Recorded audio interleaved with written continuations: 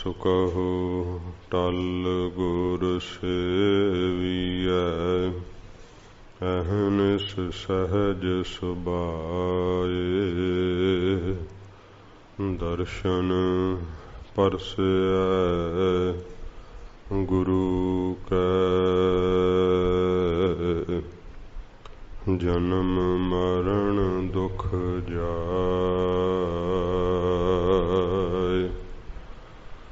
दर्शन परसै गुरु कै, जन्म मरण दुख जाय।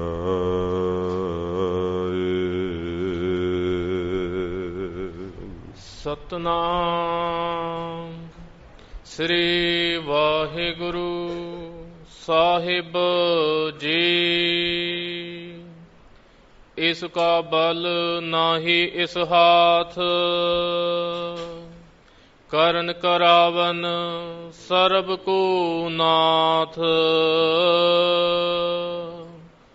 इसका बल नाही इस हाथ, करन करावन सर्ब को नाथ। आज्ञाकारी बपुरा जियो, जो तिस पावै सोई फुन थियो। कबहू ऊंच नीच मह बसै, कबहू सोग हरख रंग हसै।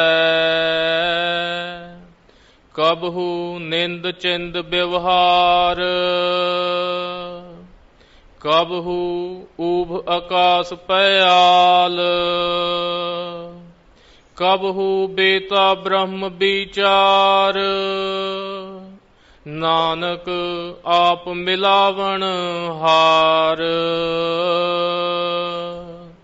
कबहू बेता ब्रह्म विचार, नानक आप मिलावण हार।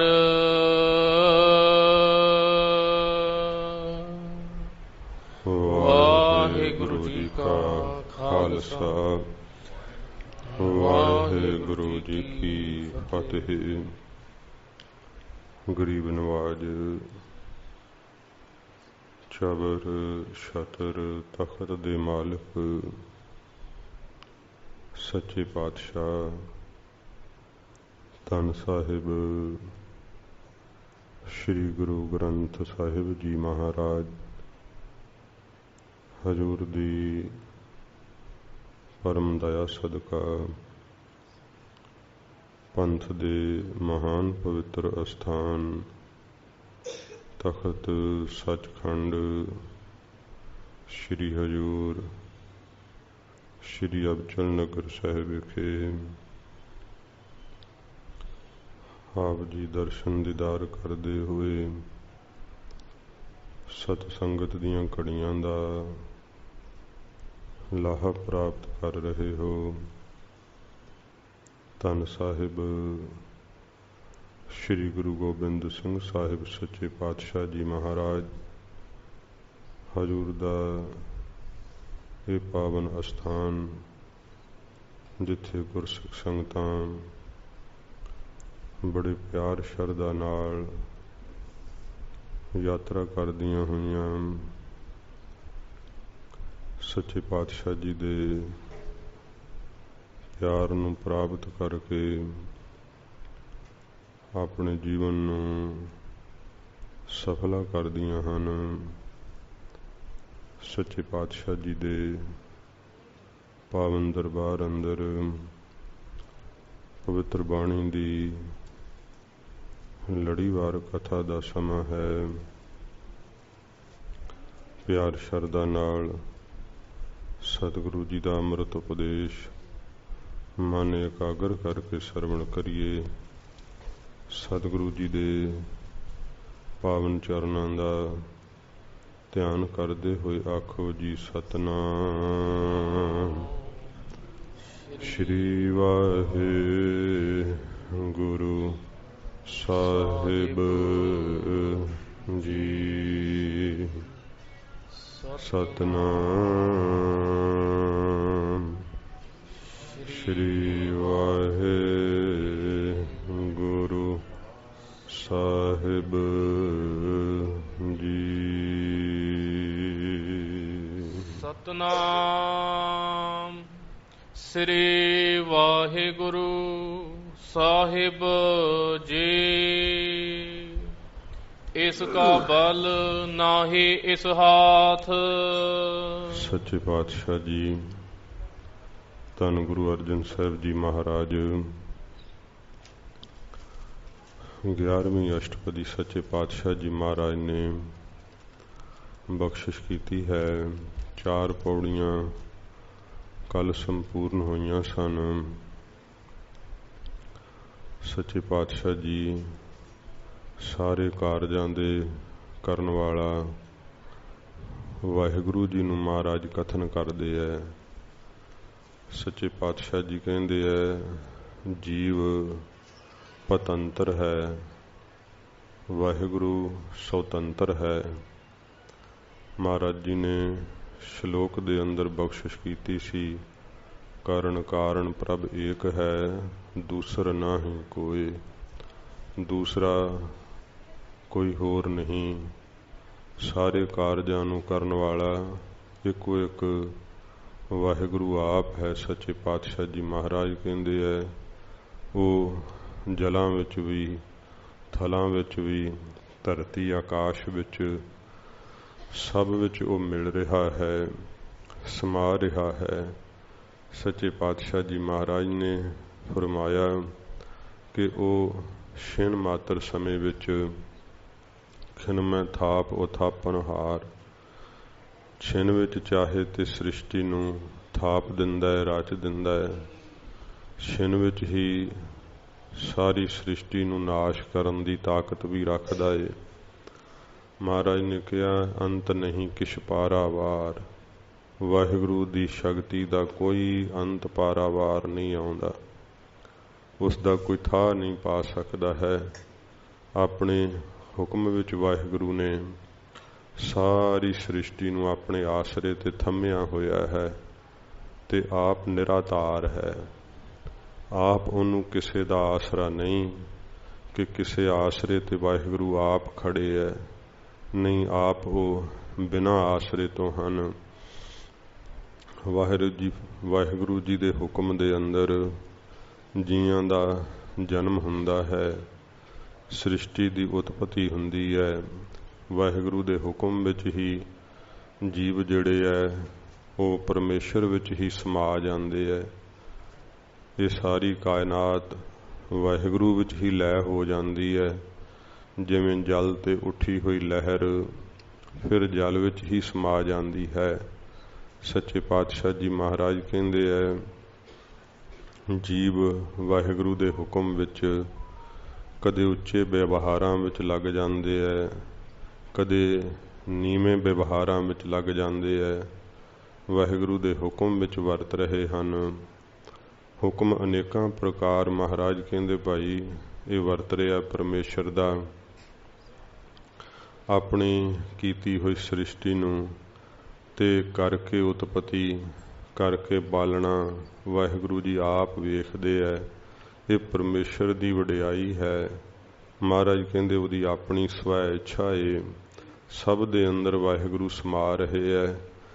जे प्रभु नूं भा जावे तां ये मान दा खाधा होया मनुख सच्चे पातशाह जी महाराज कहते गत मुक्त नूं प्राप्त कर सकदा है।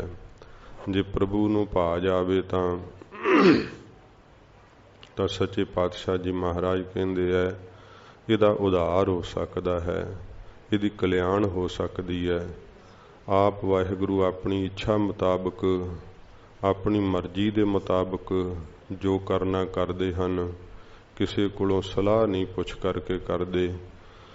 लोक परलोक दे स्वामी मालक आप हन।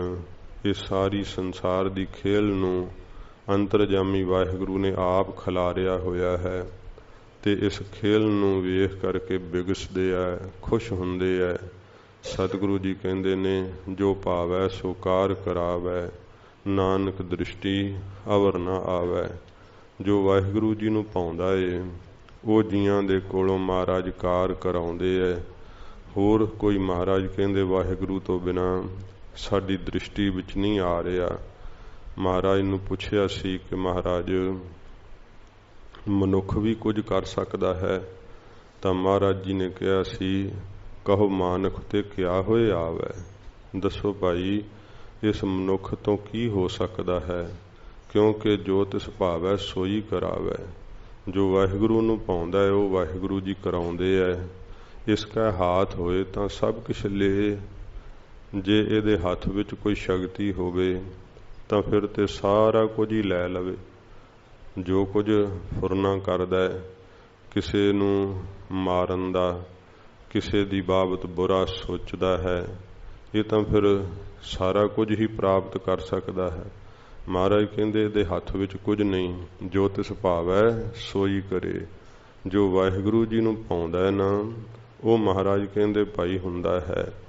करे ईड़ी नूं सिहारी नाल ला करके पाठ उचारण करीदा है। फिर महाराज जी ने प्रमाण दिता है कि जे कुछ जानदा होवे, सोझी होवे, ते फिर विषयां विच फस के सजावां क्यों सहे। अनजानत बिखिया मह रचै। अनजान पुणे विच, बेसमझी विच, विषयां दे विच जा करके फस जांदा है। जे जानत अपना आपन आप बचै, अपने आप फिर बच ना जावे। जे कुछ जानदा होवे, जे इनू कोई सोझी होवे, पता होवे, तो फिर अपना आप बचा कर लवे। सच्चे पातशाह जी महाराज कहंदे भरम विच भुलिया होया 10 ही दिशावां विच भटकदा रहिंदा है। 10 इंद्रियां दे विषय विच महाराज कहंदे भटकदा रहिंदा है। इहो जी इहदी हालत है। अनजानत ही विषयां विच फस करके सच्चे पातशाह जी महाराज कहंदे सजावां सहारदा है। फिर इहदी जिहड़ी है फुरना शक्ति इस तरह दी है कि निमख में 4 कुंट फिर आवे। निमख मात्र अख खोलण ते बंद करन दे समय विच चौहां ही दिशावां दे विच फिर तुर आउंदा है। महाराज सच्चे पातशाह कहंदे ने मेरा वाहिगुरु किरपा करके जिस दे ताईं अपनी भगती दी दात दिंदा ना, सच्चे पातशाह जी कहंदे ने नानक ते जन नाम मिले, उन्होंने फिर नाम दी दात मिलदी है। वाहिगुरु जी सच्चे पातशाह जी कहंदे जदों अपने हुक्म विच इस सृष्टि नूं वरताउंदे है ते ये जीव दी हालत किहो जी हुंदी है। महाराज कहंदे खिन मह नीच कीट कौ राज। जे वाहिगुरु चाहे ना छिन मात्र समय विच कीड़े वांग जिहड़ा नीवा है उन्होंने वड्डा राज बख्श के वाहिगुरु निहाल कर सकते हैं। कीड़े दी न्याई जिहड़ा नीच अलपग जीव है, अविद्या विच खच्चत होण वाला, वाहिगुरु जी नूं भावे तां उन्होंने भी ब्रह्म ज्ञान दा राज दे करके स्वरूप रूपी तखत दी महाराज कहंदे बख्शिश करके वाहिगुरु जी निहाल कर सकते हैं। ऐसी बख्शिश वाहिगुरु जी करते हैं, क्योंकि पार ब्रह्म वाहिगुरु महाराज कहंदे भाई गरीब नवाज है, गरीबां दी रखिया करदा है। वेख लो वाहिगुरु दी जदों किरपा वरतदी है, जाका दृष्ट कछू ना आवे। जिस प्राणी दा दृष्टि विच कोई प्रताप नहीं दिखाई दिंदा, कोई उहदा जिहड़ा है शोभा नहीं, कोई वडियाई नहीं, कोई उहनूं जाणदा नहीं, ते जे वाहिगुरु नूं भावे तां तिस तत्काल दह दिस प्रगटावे। तत्काल बड़ी ही छेती नाल 10 ही दिशावां विच वाहिगुरु उसनूं प्रगट कर दिंदा है। जिहदे उत्ते अपनी बख्शिश धरदा है ना मेरा वाहिगुरु, महाराज कहंदे फिर उहदे लेखे सब मुक जांदे है। ये सूक्ष्म शरीर, इत्थों सथूल शरीर सब दिती हुई उहदी परारब्ध रूपी पूंजी है। सच्चे पातशाह जी कहंदे है शरीरां शरीरां दे अंदर वो व्यापक हो रहा है, उहदा प्रकाश हो रहा है। अपनी ये सारी रचना दी बनावट नूं वाहिगुरु ने आप बनाउणा कीता है। सतगुरु जी कहंदे ने गुरमुख उहदी वडियाई वेख वेख करके जिउंदे है, वाहिगुरु दा जस कर करके जिउंदे हन। ये 4 पौड़ियां होईयां सीगियां। अगे जिवें महाराज बख्शिश करदे है, थोड़ी जी गूंज हटा दिओ। ਸਤਿਗੁਰੂ ਪਾਤਸ਼ਾਹ ਜੀ ਮਹਾਰਾਜ ਜਿਵੇਂ ਬਖਸ਼ਿਸ਼ ਕਰਦੇ ਆ, ਪਿਆਰ ਨਾਲ ਸਰਵਣ ਕਰੀਏ ਜੀ। ਇਸ ਕਾ ਬਲ ਨਾਹੀ ਇਸ ਹਾਥ। ਸੱਚੇ ਪਾਤਸ਼ਾਹ ਜੀ ਫਰਮਾਉਂਦੇ ਐ, ਇਸ ਜੀਵ ਦੀ ਤਾਕਤ ਇਹਦੇ ਆਪਣੇ ਹੱਥ ਵਿੱਚ ਨਹੀਂ ਹੈ। ਇਹਦੇ ਮੁਕਤ ਹੋਣ ਦੀ, ਬੰਧਨਾਂ ਤੋਂ ਛੁੱਟਣ ਦੀ ਤਾਕਤ ਇਹਦੇ ਆਪਣੇ ਹੱਥ ਵਿੱਚ ਨਹੀਂ ਹੈ। ਫਿਰ ਇਹਦੀ ਪਰਾਰਬਧ ਰੂਪੀ ਜਿਹੜੀ ਤਾਕਤ ਹੈ, ਮਹਾਰਾਜ ਕਹਿੰਦੇ ਜੀਵ ਦੇ ਆਪਣੇ ਹੱਥ ਵਿੱਚ ਨਹੀਂ ਹੈ। ਇਹ ਮਨ ਦਾ ਭਰਮ ਹੁੰਦਾ ਹੈ ਕਿ ਮੇਰਾ ਬਲ ਮੇਰੇ ਆਪਣੇ ਹੱਥ ਵਿੱਚ ਹੈ। ਸਤਿਗੁਰੂ ਜੀ ਕਹਿੰਦੇ ਤੇਰੇ ਭਰਮ ਕਰਕੇ ਤੈਨੂੰ ਪ੍ਰਤੀਤ ਹੋ ਰਿਹਾ ਹੈ, ਅਸਲ ਵਿੱਚ ਤੇਰਾ ਆਪਣਾ ਬਲ, ਸੋਚਣ ਦੀ ਸ਼ਕਤੀ, ਤੇਰੇ ਸਰੀਰ ਦਾ ਬਲ, ਇਹ ਵੀ ਤੇਰੇ ਆਪਣੇ ਹੱਥ ਵਿੱਚ ਨਹੀਂ ਹੈ। ਤੇਰੀ ਤਾਕਤ ਪਰਾਰਬਧ ਦੀ, ਇਹ ਤੇਰੇ ਆਪਣੇ ਹੱਥ ਨਹੀਂ ਹੈ। ਸੱਚੇ ਪਾਤਸ਼ਾਹ ਜੀ ਮਹਾਰਾਜ ਦੀ ਬਾਣੀ ਵਿੱਚ ਪ੍ਰਮਾਣ ਆਉਂਦੇ ਹੈ। ਰਾਜੇ ਜਨਮੇਜੇ ਨੇ ਸ਼ੰਕਾ ਕੀਤੀ ਸੀ, ਰੋਵੈ ਜਨਮੇਜਾ ਖੋਏ ਗਿਆ, ਇੱਕ ਹੀ ਕਾਰਨ ਪਾਪੀ ਭਇਆ। ਇਹ ਕਹਿਣ ਲੱਗਾ ਬਿਆਸ ਜੀ ਨੂੰ ਕਿ ਵੇਖੋ ਕਿੱਡੀ ਮੂਰਖਤਾਈ ਕੀਤੀ ਹੈ ਮੇਰੇ ਵੱਡਿਆਂ ਨੇ, ਕਾਹਨੂੰ ਜੂਆ ਖੇਡਣਾ ਸੀਗਾ ਤੇ ਫਿਰ ਐਡੀ ਲੜਾਈ ਪਈ, ਇੰਨਾ ਕੁਝ ਬਰਬਾਦ ਹੋ ਗਿਆ ਤੇ ਕਿਉਂ ਜੂਆ ਖੇਡਿਆ ਉਹਨਾਂ ਨੇ। ਤੇ ਫਿਰ ਬਿਆਸ ਜੀ ਕਹਿਣ ਲੱਗੇ ਰਾਜਾ, ਇਹ ਜੀਵ ਦੇ ਹੱਥ ਕੁਝ ਨਹੀਂ ਹੁੰਦਾ, ਜੋ ਕੁਝ ਸਭ ਕੁਝ ਪਰਮੇਸ਼ਰ ਦੇ ਹੁਕਮ ਵਿੱਚ ਵਰਤਦਾ ਏ। ਉਹ ਕਹਿੰਦਾ ਜੇ ਪਤਾ ਲੱਗ ਜੇ ਕਿ ਆਉਣ ਵਾਲੇ ਸਮੇਂ 'ਚ ਐ ਹੋਣਾ ਤੇ ਫਿਰ ਮਨੁੱਖ ਆਪਣਾ ਬਚਾਅ ਆਪਣੇ ਬਲ ਨਾਲ ਕਰ ਸਕਦਾ ਏ। ਤੇ ਉਹਦਾ ਸ਼ੰਕਾ ਮੇਟਣ ਲਈ ਫਿਰ ਬਿਆਸ ਜੀ ਨੇ ਆਖਿਆ ਸੀ, ਚੰਗਾ ਜਨਮੇਜਿਆ ਰਾਜਿਆ, ਤੈਨੂੰ ਤੇਰੇ ਸਰੀਰ ਦਾ ਅੰਤ ਦੱਸਦੇ ਆ। ਰਾਜਨ ਤੇਰੇ ਸਰੀਰ ਦਾ ਅੰਤ ਜਿਹੜਾ ਨਾ, ਉਹ ਫਿਰ ਬਿਆਸ ਜੀ ਨੇ ਜ਼ਿਕਰ ਕੀਤਾ ਕਿ ਇਸ ਤਰ੍ਹਾਂ ਕਰਕੇ ਤੂੰ ਬਹੁਤ ਅਸਮੇਧ ਜਗ ਆਦਿਕ ਕਰੇਗਾ। ਉਹ ਲੰਬੀ ਹੈ ਸਾਖੀ। ਫਿਰ ਉਸ ਨੂੰ ਕਿਹਾ ਕਿ ਜਿਹੜਾ ਹੈ ਤੂੰ ਜੱਗ ਦੇ ਵਿੱਚ ਜਿਹੜੇ ਹੈ ਉਹ ਬ੍ਰਾਹਮਣ ਜਿਹੜੇ ਹੈ ਹੱਸਣਗੇ ਤੇਰੀ ਇਸਤਰੀ ਦੇ ਉੱਤੇ, ਜਿਹੜਾ ਮਸ਼ਕਰੀ ਕਰਦਿਆਂ ਹੋਇਆਂ ਤੂੰ ਬ੍ਰਾਹਮਣਾਂ ਨੂੰ ਇਸ ਪ੍ਰਕਾਰ ਜਿਹੜਾ ਉਹ ਕਤਲ ਕਰ ਦੇਵੇਂਗਾ ਤੇ ਤੈਨੂੰ ਫਿਰ ਕੋੜ ਨਿਕਲੇਗਾ। ਉਹ ਸਾਰਾ ਜ਼ਿਕਰ ਕੀਤਾ ਸੀ ਕਿ ਕਿਵੇਂ ਤੂੰ ਵਪਾਰੀਆਂ ਤੋਂ ਘੋੜੀ ਖਰੀਦੇਂਗਾ, ਘੋੜੀ ਦੀ ਸਵਾਰੀ ਕਰੇਂਗਾ, ਫਿਰ ਜੰਗਲ ਵਿੱਚ ਸ਼ਿਕਾਰ ਖੇਡਣ ਜਾਏਂਗਾ, ਉੱਥੇ ਦਰਿਆਈ ਘੋੜਾ ਜਦੋਂ ਉਹਦੇ ਨਾਲ ਮਿਲਾਪ ਕਰੇਗਾ, ਬੜਾ ਇੱਕ ਅਦਭੁਤ ਵਿਸ਼ੇਰਾ ਉਸ ਦੇ ਪੇਟ ਤੋਂ ਪੈਦਾ ਹੋਵੇਗਾ, ਉਹਦੇ ਨਾਲ ਤੂੰ ਅਸਮੇਧ ਜੱਗ ਕਰੇਂਗਾ, ਬੜਾ ਤੇਰਾ ਪ੍ਰਤਾਪ ਹੋਵੇਗਾ। ਜਦੋਂ ਫਿਰ ਜੱਗ ਵਿੱਚ ਬ੍ਰਾਹਮਣਾਂ ਨੂੰ ਸੱਦੇਂਗਾ ਤੇ ਉਹ ਇਸ ਪ੍ਰਕਾਰ ਤੇਰੀ ਇਸਤਰੀ ਦੇ ਉੱਤੇ ਮਸ਼ਕਰੀ ਜਦੋਂ ਕਰਨਗੇ ਤੇ ਫਿਰ ਬਹੁਤ ਭਾਰੀ ਤੂੰ ਗੁੱਸੇ ਵਿੱਚ ਆ ਕਰਕੇ ਉਹਨਾਂ ਦਾ, ਇਹ ਮਹਾਰਾਜ ਦਸਵੇਂ ਪਾਤਸ਼ਾਹ ਜੀ ਨੇ, ਸਤਿਗੁਰਾਂ ਜੀ ਨੇ ਸਾਰਾ ਜ਼ਿਕਰ ਕੀਤਾ ਸ੍ਰੀ ਦਸਮ ਗ੍ਰੰਥ ਦੇ ਅੰਦਰ। ਫਿਰ ਉਹਨਾਂ ਦਾ ਸਾਰਿਆਂ ਦਾ ਤੂੰ ਜਿਹੜਾ ਉਹ ਘਾਣ ਕਰ ਦੇਵੇਂਗਾ। ਖੀਰ 'ਚ ਪਾ ਪਾ ਕੇ ਜਨਮੇਜੇ ਨੇ ਜਿਹੜੇ ਸੀ ਉਹ ਸਾੜ ਦਿੱਤੇ ਸੀਗੇ। ਇਸ ਤਰ੍ਹਾਂ ਦੀ ਹਾਲਤ ਹੋਈ ਸੀ। ਫਿਰ ਕਹਿੰਦੇ ਉਹ ਬ੍ਰਾਹਮਣਾਂ ਦੇ ਮਾਰਨ ਕਰਕੇ ਤੇਰੇ ਕੋੜ ਨਿਕਲੇਗਾ ਤੇ ਫਿਰ ਉਹ ਕੋੜ ਤੇਰਾ ਰਾਜੀ ਕਰਨ ਲਈ ਅਸੀਂ ਤੈਨੂੰ ਮਹਾਂਭਾਰਤ ਦੀ ਕਥਾ ਸੁਣਾਵਾਂਗੇ ਆ ਕਰਕੇ। ਤੇ ਜਦੋਂ ਫਿਰ ਤੈਨੂੰ ਦੱਸਾਂਗੇ ਕਥਾ ਸੁਣਾਉਂਦੇ ਹੋਏ ਕਿ ਭੀਮਸੈਨ ਨੇ ਹਾਥੀ ਜਿਹੜੇ ਆ ਚਲਾ ਚਲਾ ਕੇ ਮਾਰੇ ਆਕਾਸ਼ ਨੂੰ, ਅਜੇ ਆਕਾਸ਼ 'ਚ ਹੀ ਘੁੰਮਦੇ ਫਿਰਦੇ ਐ। ਤੂੰ ਫਿਰ ਨੱਕ ਐਂਠੇਂਗਾ, ਸ਼ੰਕਾ ਕਰੇਂਗਾ ਕਿ ਇਸ ਤਰ੍ਹਾਂ ਨਹੀਂ ਹੋ ਸਕਦਾ। ਫਿਰ ਤੇਰੇ ਨੱਕ ਤੇ ਕੋੜ ਰਹੇਗਾ, ਉਸ ਕੋੜ ਕਰਕੇ ਤੇਰੇ ਸਰੀਰ ਦਾ ਅੰਤ ਹੋਵੇਗਾ। ਲੈ ਬਚਾਅ ਕਰ ਸਕਦਾ ਤੇ ਕਰ ਲੈ। ਸਾਰਾ ਕੁਝ ਦੱਸ ਦਿੱਤਾ ਜਨਮੇਜੇ ਨੂੰ। ਤੇ ਫਿਰ ਉਹਨੇ ਜਿਹੜੇ ਸੀ ਨਾ ਉਹ ਘੋੜੇ ਖਰੀਦਣੇ ਕਹਿੰਦੇ ਬੰਦ ਕਰ ਦਿੱਤੇ। ਕੋਈ ਜਦੋਂ ਘੋੜੀਆਂ ਨਾ ਖਰੀਦੀਆਂ, ਅੱਗੇ ਫਿਰ ਤਬੇਲਾ ਨਾ ਵਧਿਆ। ਜਿਹੜੇ ਇਹਦੇ ਵਜ਼ੀਰ ਸੀ ਸਲਾਹਾਂ ਦੇਣ ਲੱਗੇ ਕਿ ਘੋੜਿਆਂ ਤੋਂ ਬਿਨਾਂ ਕਿਵੇਂ ਚੱਲੇਗੀ ਸੈਨਾ ਦਾ ਜਿਹੜਾ ਹੈ ਕੰਮ ਕਾਜ। ਫਿਰ ਇਹਨ ਸੋਚਿਆ ਵਜ਼ੀਰਾਂ ਦੀ ਸਲਾਹ ਨਾਲ ਕਿ ਅੱਛਾ ਖਰੀਦ ਲੈਨੇ ਆ ਤੇ ਸਵਾਰੀ ਨਾ ਕਰਾਂਗੇ। ਫਿਰ ਇਉਂ ਜਦੋਂ ਇਹਨੇ ਵਪਾਰ ਫਿਰ ਸ਼ੁਰੂ ਕੀਤਾ ਤੇ ਬੜੀ ਅਦਭੁਤ ਇੱਕ ਘੋੜੀ ਫਿਰ ਵਪਾਰੀ ਲੈ ਕਰਕੇ ਆਇਆ। ਉਹਨੂੰ ਫਿਰ ਖਰੀਦ ਲਈ ਵੇਖ ਕੇ ਉਹਦੇ ਵੱਲ ਮੋਹਿਤ ਹੋ ਗਿਆ। ਇਹਨੂੰ ਪਤਾ ਲੱਗ ਗਿਆ ਕਿ ਬਿਆਸ ਜੀ ਨੇ ਜਿਹੜੀ ਦੱਸੀ ਨਾ ਉਹ ਘੋੜੀ ਆ ਗਈ।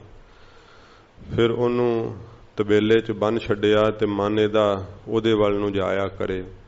ਮਨ ਵਿੱਚ ਸੋਚਦਾ ਕਿ ਤਬੇਲੇ 'ਚ ਵੱਡੀ ਨਾ ਲਿਆਂ ਵਰਗੀ ਬਰਾਬਰ ਹੀ ਹੈ, ਜੇ ਇਹਦੇ ਤੇ ਚੜ੍ਹਨਾ ਹੀ ਨਹੀਂ, ਸਵਾਰੀ ਨਹੀਂ ਕਰਨੀ ਤਾਂ।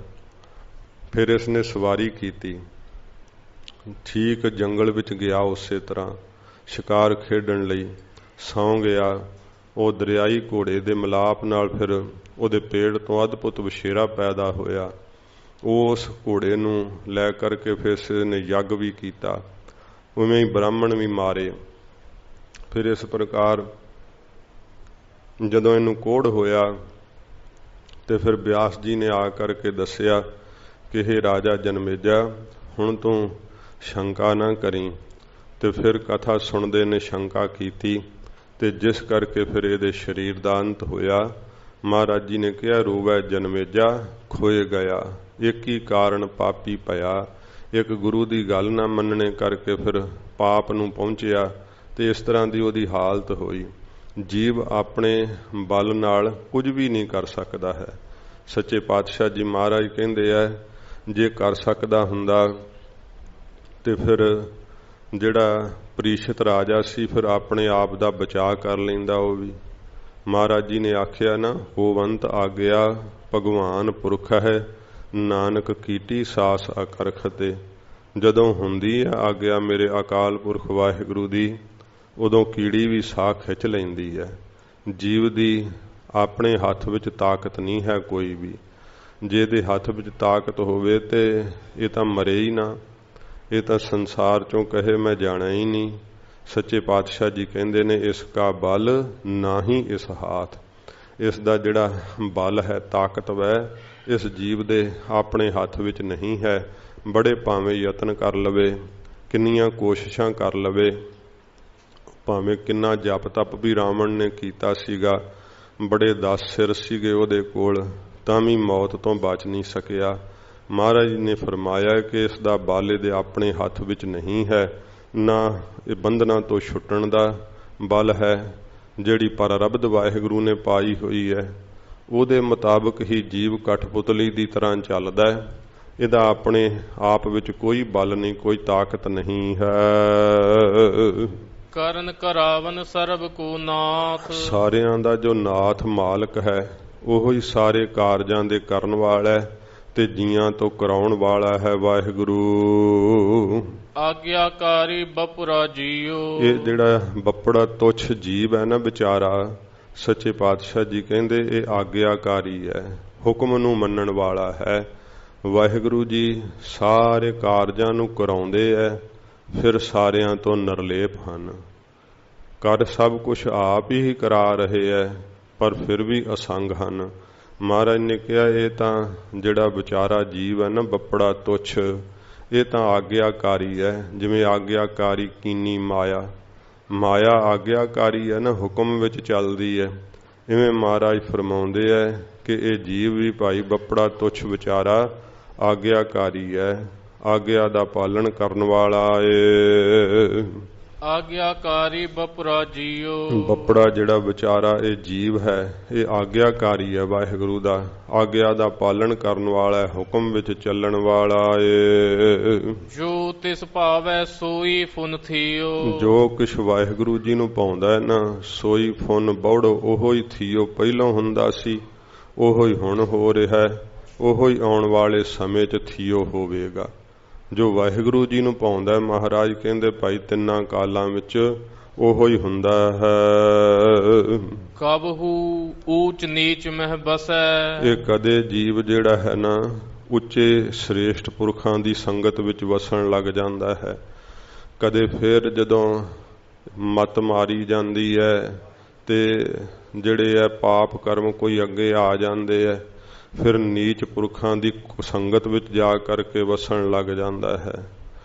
ਕਦੇ ਇਸ ਪ੍ਰਕਾਰ ਇਹ ਉੱਚੀਆਂ ਜਾਤੀਆਂ ਵਿੱਚ ਆ ਕਰਕੇ ਵਸਦਾ ਹੈ ਤੇ ਫਿਰ ਕਦੇ ਨੀਵੀਆਂ ਜਾਤੀਆਂ ਵਿੱਚ ਆ ਕਰਕੇ ਵਸਣ ਲੱਗ ਜਾਂਦਾ ਹੈ।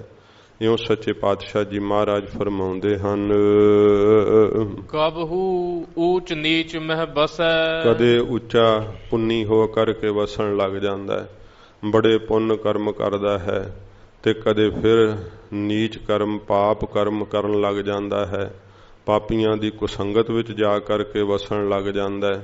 ਮਹਾਰਾਜ ਕਹਿੰਦੇ ਇਹੋ ਜੀ ਇਹਦੀ ਹਾਲਤ ਹੈ, ਇੱਕ ਜੀ ਸਥਿਰ ਨਹੀਂ ਰਹਿੰਦੀ ਹੈ।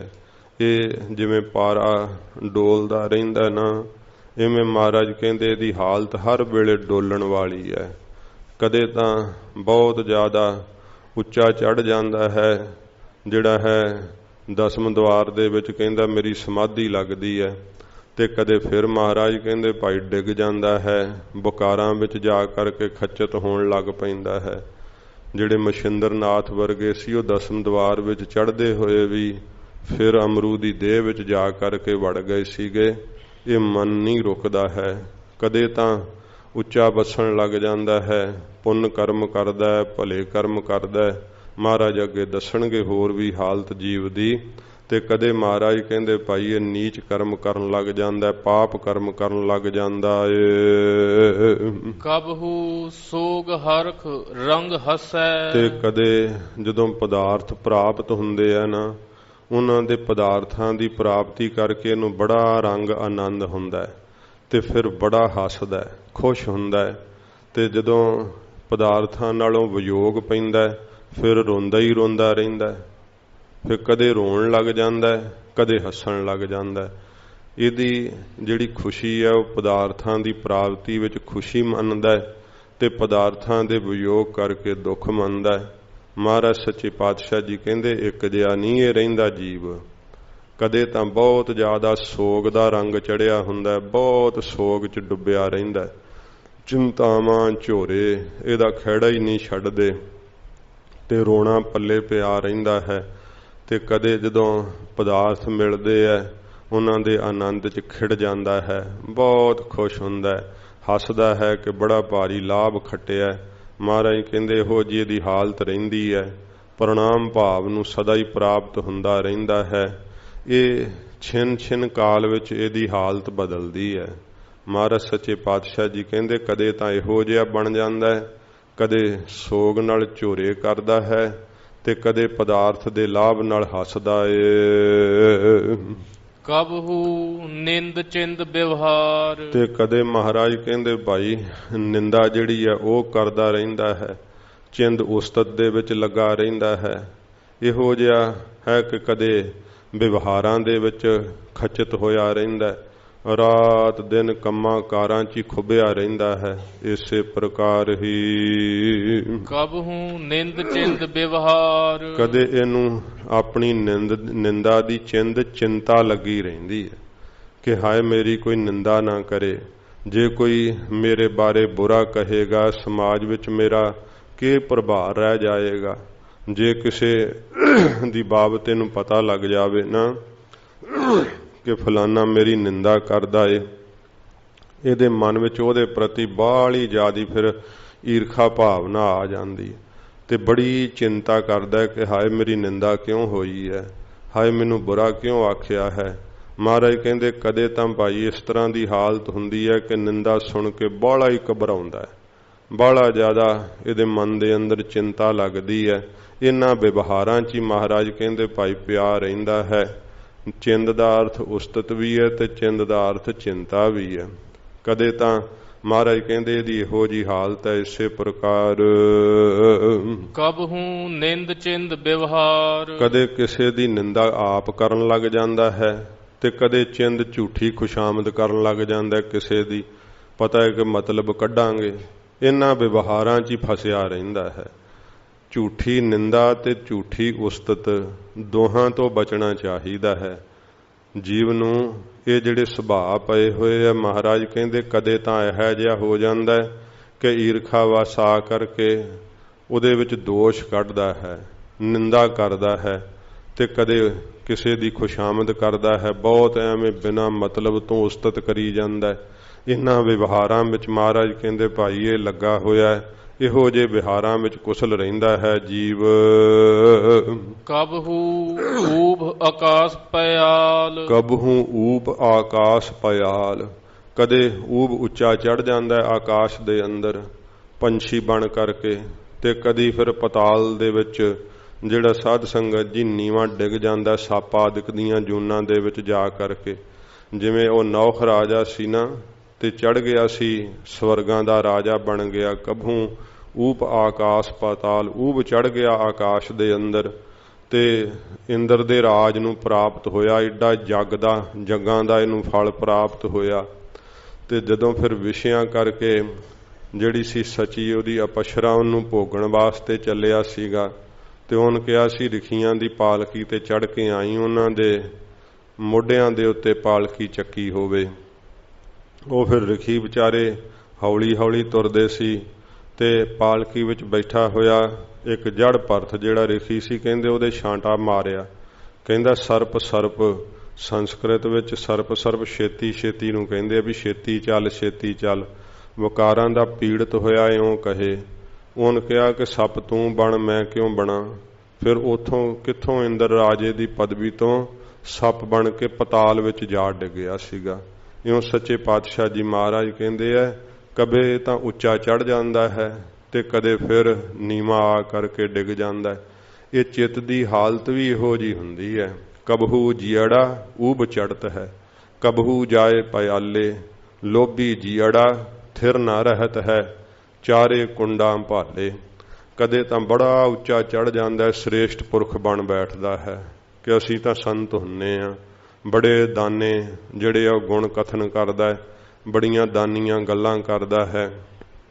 ਤੇ ਕਦੇ ਫਿਰ ਇਹੋ ਜਿਹੇ ਨੀਚ ਕਰਮਾਂ ਵਿੱਚ ਲੱਗ ਜਾਂਦਾ ਹੈ, ਛਲ ਕਰਦਾ ਹੈ, ਕਪਟ ਕਰਦਾ ਹੈ, ਪਾਪ ਕਰਮ ਕਰਦਾ ਹੈ, ਧੋਖਾ ਦਿੰਦਾ ਹੈ। ਮਹਾਰਾਜ ਕਹਿੰਦੇ ਇਹਦੀ ਹਾਲਤ ਇਹੋ ਜਿਹੀ ਹੈ। ਕਦੇ ਤਾਂ ਇਹ ਬਹੁਤ ਉੱਚਾ ਚੜ ਜਾਂਦਾ ਹੈ ਤੇ ਕਦੇ ਫਿਰ ਮਹਾਰਾਜ ਕਹਿੰਦੇ ਭਾਈ ਡਿੱਗ ਜਾਂਦਾ ਹੈ ਨੀਵੇਂ ਕਰਮਾਂ ਦੇ ਅੰਦਰ। ਇਸੇ ਪ੍ਰਕਾਰ ਹੀ ਕਬਹੂ ਊਬ ਆਕਾਸ਼ ਪਿਆਲ, ਕਦੇ ਤਾਂ ਮਹਾਰਾਜ ਕਹਿੰਦੇ ਊਬ ਉੱਚਾ ਚੜਦਾ ਹੈ ਆਕਾਸ਼ ਦੇ ਵਿੱਚ। ਕੀ ਹੈ ਕਿ ਸਿੱਧਾਂ ਦੇ ਕੋਲੋਂ ਸਮਾਧੀਆਂ ਲਾਉਣੀਆਂ ਸਿੱਖ ਲੈਂਦਾ ਹੈ ਤੇ ਉੱਚਾ ਚੜ ਜਾਂਦਾ ਹੈ ਆਕਾਸ਼ ਦੇ ਅੰਦਰ। ਤੇ ਫਿਰ ਜਦੋਂ ਸੱਚੇ ਪਾਤਸ਼ਾਹ ਜੀ ਕਹਿੰਦੇ ਭਾਈ ਮਨ ਤਾਂ ਸਥਿਰ ਨਹੀਂ ਨਾ ਰਹਿੰਦਾ, ਤੇ ਉੱਥੇ ਵੀ ਜਾ ਕਰਕੇ ਜੇ ਵਿਸ਼ੇ ਵਿਕਾਰਾਂ ਵਿੱਚ ਹੀ ਖਚਤ ਹੁੰਦਾ ਹੈ ਤਾਂ ਫਿਰ ਇਹਦੀ ਬਿਰਤੀ ਜਿਹੜੀ ਆ ਨਾ ਡਿੱਗ ਜਾਂਦੀ ਹੈ ਪਤਾਲ ਦੇ ਅੰਦਰ, ਭਾਵ ਨੀਵੇਂ ਕਰਮਾਂ ਦੇ ਅੰਦਰ। ਫਿਰ ਇਹੋ ਜਿਹੀ ਇਹਦੀ ਹਾਲਤ ਹੈ। ਮਹਾਰਾਜ ਕਹਿੰਦੇ ਆ ਫਿਰ ਇਹ ਡਿੱਗ ਜਾਂਦਾ ਉਸ ਉੱਚੀ ਅਵਸਥਾ ਤੋਂ। ਕਦੇ ਤਾਂ ਉੱਚੀ ਅਵਸਥਾ ਤੇ ਜਾ ਪਹੁੰਚਦਾ ਹੈ ਤੇ ਕਦੇ ਫਿਰ ਉਸ ਉੱਚੀ ਅਵਸਥਾ ਤੋਂ ਵਕਾਰਾਂ ਕਰਕੇ ਡਿੱਗ ਜਾਂਦਾ ਹੈ ਨੀਵੇਂ ਥਾਂ ਤੇ, ਨਰਕਾਂ ਆਦਿਕ ਦੇ ਅੰਦਰ। ਕਬਹੂ ਬੇਤਾ ਬ੍ਰਹਮ ਵਿਚਾਰ, ਮਹਾਰਾਜ ਕਹਿੰਦੇ ਕਦੇ ਫਿਰ ਜੇ ਮੇਰਾ ਵਾਹਿਗੁਰੂ ਕਿਰਪਾ ਕਰੇ ਨਾ, ਬ੍ਰਹਮ ਦੀ ਵਿਚਾਰ ਕਰਨ ਦਾ ਬੇਤਾ ਗਿਆਤਾ ਬਣ ਜਾਂਦਾ ਹੈ। ਬ੍ਰਹਮ ਦੀ ਵਿਚਾਰ ਕਰਨ ਲੱਗ ਜਾਂਦਾ ਕਦੋਂ, ਜੇ ਵਾਹਿਗੁਰੂ ਕਿਰਪਾ ਕਰੇ। ਜੇ ਕਦੇ ਮੇਰੇ ਵਾਹਿਗੁਰੂ ਦੀ ਮਿਹਰ ਹੋਵੇ ਨਾ, ਫਿਰ ਇਸ ਤਰ੍ਹਾਂ ਦੀ ਦਾਤ ਪ੍ਰਾਪਤ ਹੁੰਦੀ ਹੈ। ਉਤਰਾ ਚੜਾ ਜੀਵਨ ਵਿੱਚ ਬਣਿਆ ਰਹਿੰਦਾ ਹੈ, ਡੋਲਣ ਵਾਲੀ ਅਵਸਥਾ ਬਣੀ ਰਹਿੰਦੀ ਹੈ। ਜਦੋਂ ਜੀਵ ਡੋਲਣ ਵਾਲੀਆਂ ਚੀਜ਼ਾਂ ਵਿੱਚ ਹੀ ਖਚਤ ਰਹਿੰਦਾ ਹੈ ਤੇ ਫਿਰ ਡੋਲਦਾ ਰਹੇਗਾ, ਕਿਉਂਕਿ ਹਰ ਵੇਲੇ ਚੇਤਾ ਜੂ ਡੋਲਣ ਵਾਲੀਆਂ ਚੀਜ਼ਾਂ ਦਾ ਕਰਦਾ, ਬ੍ਰਹਮ ਦਾ ਚਿੰਤਨ ਹੀ ਨਹੀਂ ਕਰਦਾ। ਬ੍ਰਹਮ ਆਪ ਸਦਾ ਹੀ ਅਸਥਿਤ ਰੂਪ ਹੈ, ਡੋਲਣ ਤੋਂ ਰਹਿਤ ਹੈ। ਸੱਚੇ ਪਾਤਸ਼ਾਹ ਕਹਿੰਦੇ ਆ ਹੁਣ ਬ੍ਰਹਮ ਦਾ ਚੇਤਾ ਵੀ ਤਾਂ ਮੇਰਾ ਵਾਹਿਗੁਰੂ ਆਪ ਹੀ ਪਾਉਂਦਾ ਨਾ। ਜਦੋਂ ਕਬਹੂ ਕਦੇ ਜਦੋਂ ਵਾਹਿਗੁਰੂ ਕਿਰਪਾ ਕਰਦਾ ਹੈ, ਕਬਹੂ ਬੇਤਾ ਬ੍ਰਹਮ ਵਿਚਾਰ, ਫਿਰ ਬ੍ਰਹਮ ਬੇਤਾ ਬਣਦਾ ਹੈ, ਬ੍ਰਹਮ ਦੇ ਸਰੂਪ ਦਾ ਜਾਣਨ ਵਾਲਾ ਬਣਦਾ ਹੈ। ਵਿਚਾਰ ਇਹਦੇ ਅੰਦਰ ਪੈਦਾ ਹੁੰਦੀ ਹੈ ਕਿ ਮਨਾ ਕੀ ਕਰਨ ਆਇਆ ਸੰਸਾਰ ਦੇ ਅੰਦਰ, ਸਰੀਰ ਪਾਇਆ ਤੂੰ, ਇਹ ਮਾਨਸ ਕੋ ਜਨਮ ਲੀਨ, ਸਿਮਰਨ ਨਹਿ ਨਿਮਖ ਕੀਨ। ਮਨੁੱਖਾ ਜਨਮ ਤੂੰ ਲਿਆ ਪਰ ਸਿਮਰਨ ਤਾਂ ਇਹ ਨਿਮਖ ਮਾਤਰ ਵੀ ਨਹੀਂ ਕੀਤਾ, ਥੋੜਾ ਮਾਤਰ ਵੀ ਵਾਹਿਗੁਰੂ ਦਾ ਨਾਮ ਨਹੀਂ ਤੈਂ ਜਪਿਆ। ਫਿਰ ਮਨੁੱਖਾ ਜਨਮ ਪਾ ਕੇ ਕੀ ਖੱਟਿਆ ਜੀ? ਵਿਚਾਰ ਆਉਂਦੀ ਅੰਦਰ। ਜਦੋਂ ਵਿਚਾਰ ਆਉਂਦੀ ਹੈ ਤੇ ਉਸ ਵਿਚਾਰ ਦੇ ਵਿੱਚ ਫਿਰ ਵੇਖਦਾ ਕਿ ਰਹਿਣ ਵਾਲੀ ਚੀਜ਼ ਕਿਹੜੀ ਹੈ। ਰਹਿਣ ਵਾਲਾ ਫਿਰ ਪ੍ਰਭੂ ਦਾ ਨਾਮ ਦਿਖਾਈ ਦਿੰਦਾ ਹੈ ਕਿ ਵਾਹਿਗੁਰੂ ਤੋਂ ਬਿਨਾਂ ਤਾਂ ਕੋਈ ਵੀ ਸਥਿਰ ਰਹਿਣ ਵਾਲਾ ਨਹੀਂ ਹੈ।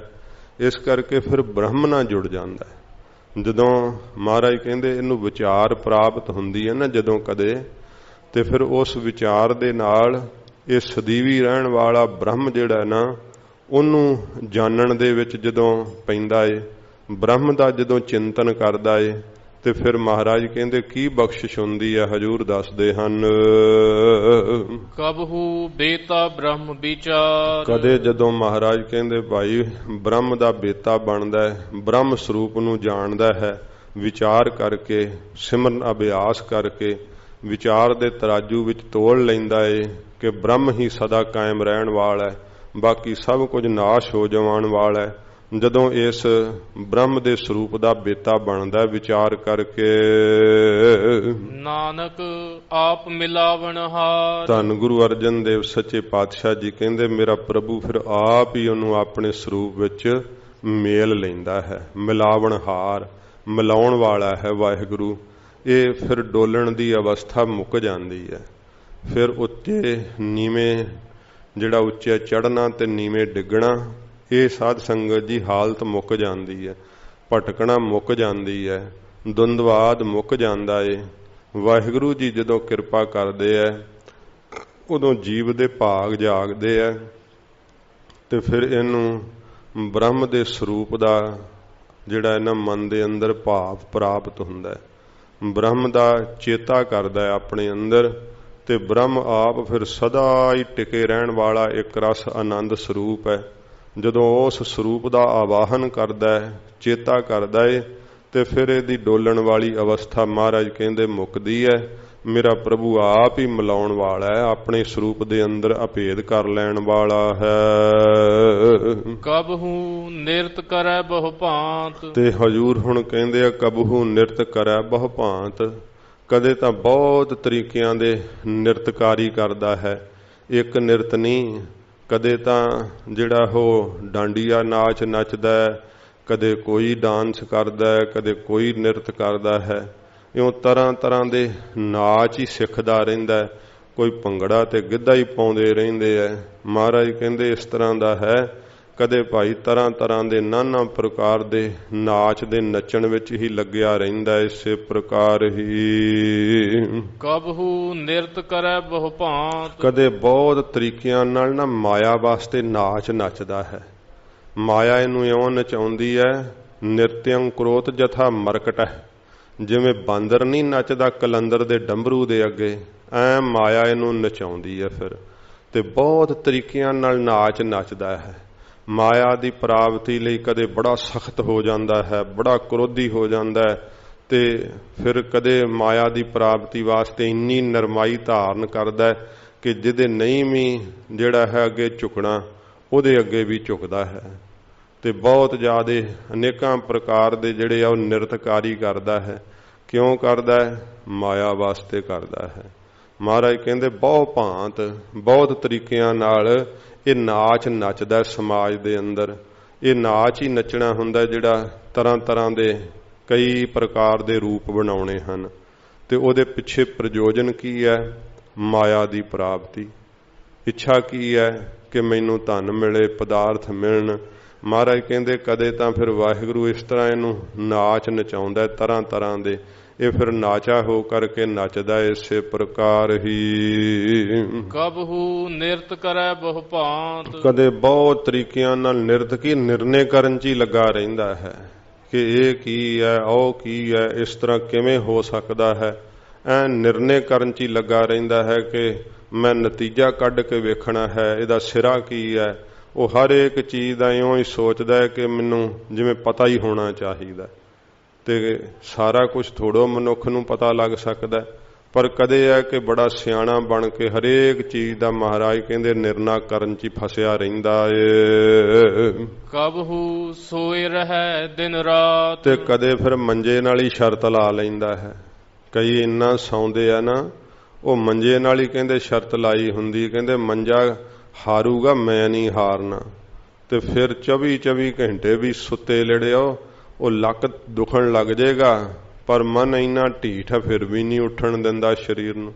ਕਬਹੂ ਸੋਏ ਰਹਿ ਦਿਨ ਰਾਤ, ਰਾਤ ਦਿਨ ਹੀ ਸੁੱਤਾ ਰਹਿੰਦਾ, ਕਦੇ ਮੰਜੇ ਤੇ ਹੀ ਪਿਆ ਰਹਿੰਦਾ ਹੈ। ਬੁਰੀ ਬੁਰੀ ਹਾਲਤ ਹੈ, ਇੰਨਾ ਗਾਫਲਤਾਈ ਨਾਲ ਸੌਂਦਾ ਹੈ ਕਿ ਰਾਤ ਦਿਨ ਹੀ ਸੁੱਤਾ ਰਹਿੰਦਾ ਹੈ। ਮਹਾਰਾਜ ਸਾਹਿਬ ਜੀ ਫਰਮਾਉਂਦੇ ਹਨ, ਕਬਹੂ ਸੋਏ ਰਹਿ ਦਿਨ ਰਾਤ, ਕਦੇ ਰਾਤ ਦਿਨ ਹੀ। ਫਿਰ ਮਹਾਰਾਜ ਕਹਿੰਦੇ ਭਾਈ ਅਗਿਆਨ ਦੀ ਨੀਂਦ ਵਿੱਚ ਸੁੱਤਾ ਹੀ ਰਹਿੰਦਾ ਹੈ, ਪਤਾ ਹੀ ਨਹੀਂ।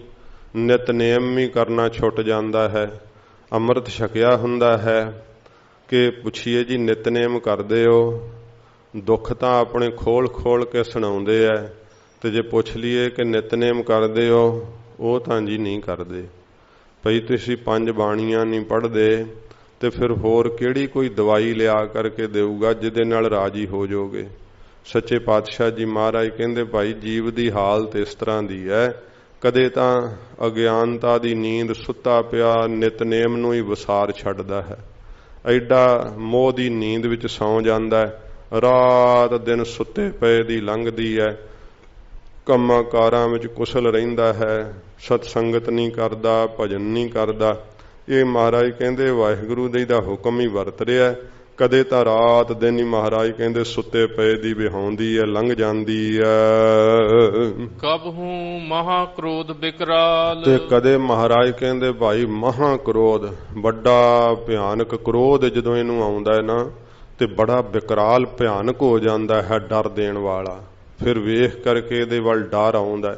ਕਦੇ ਤਾਂ ਇਹੋ ਜੀ ਹਾਲਤ ਹੁੰਦੀ ਹੈ ਕਿ ਕ੍ਰੋਧ ਦੇ ਨਾਲ ਇਹਦਾ ਚਿਹਰਾ ਭਖ ਪੈਂਦਾ ਹੈ, ਬਹੁਤ ਜ਼ਿਆਦਾ ਇੰਨਾ ਡਰਾਉਣਾ ਹੋ ਜਾਂਦਾ ਹੈ ਕਿ ਫਿਰ ਵੇਖ ਵੇਖ ਕਰਕੇ ਭੈ ਆਉਂਦਾ ਹੈ, ਡਰ ਆਉਂਦਾ ਹੈ।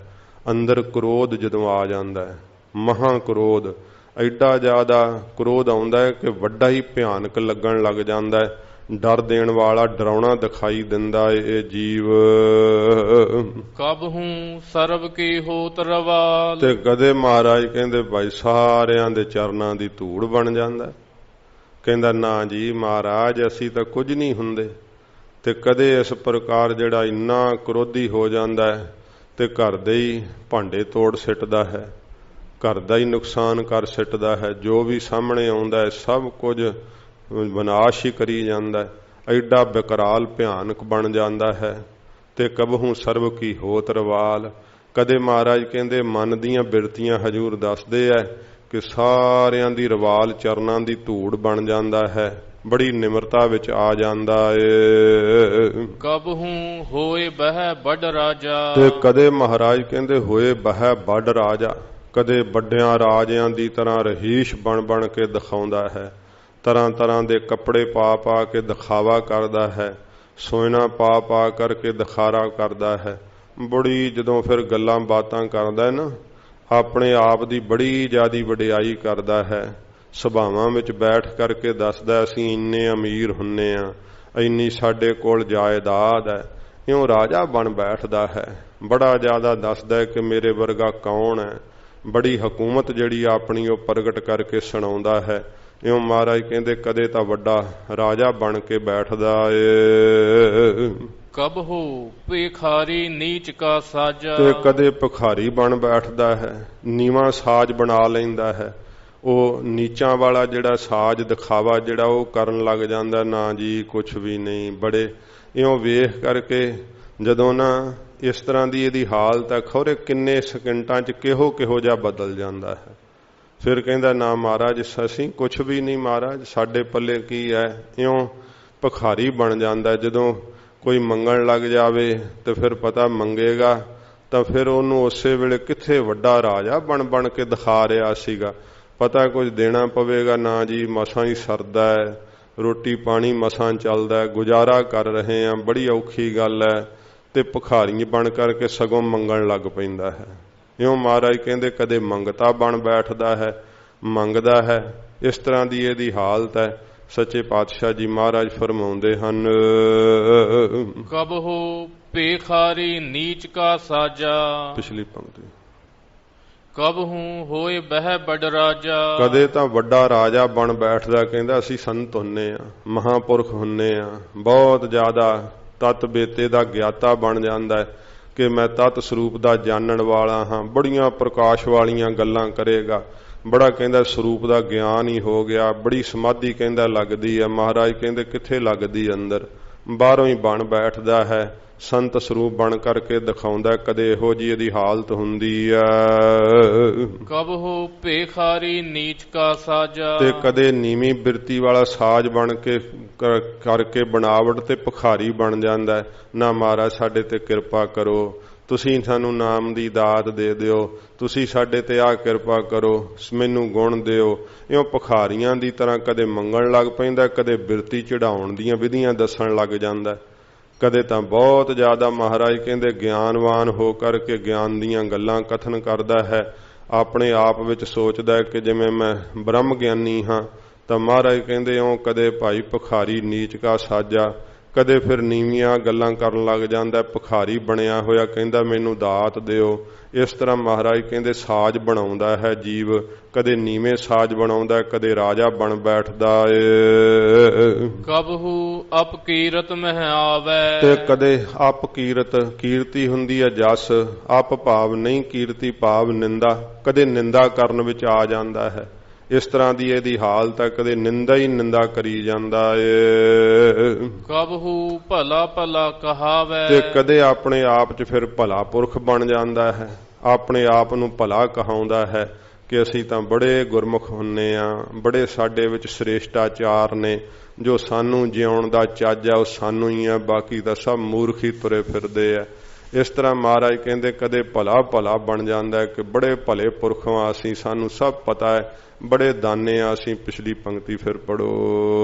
ਕਬਹੁ ਅਪਕੀਰਤ ਮਹਿ ਆਵੈ, ਕਦੇ ਮਹਾਰਾਜ ਕਹਿੰਦੇ ਅਪਕੀਰਤ ਦੇ ਵਿੱਚ ਆ ਜਾਂਦਾ, ਭਾਵ ਆਪ ਦੀ ਨਿੰਦਾ ਕਰਾਉਣ ਲੱਗ ਜਾਂਦਾ ਹੈ।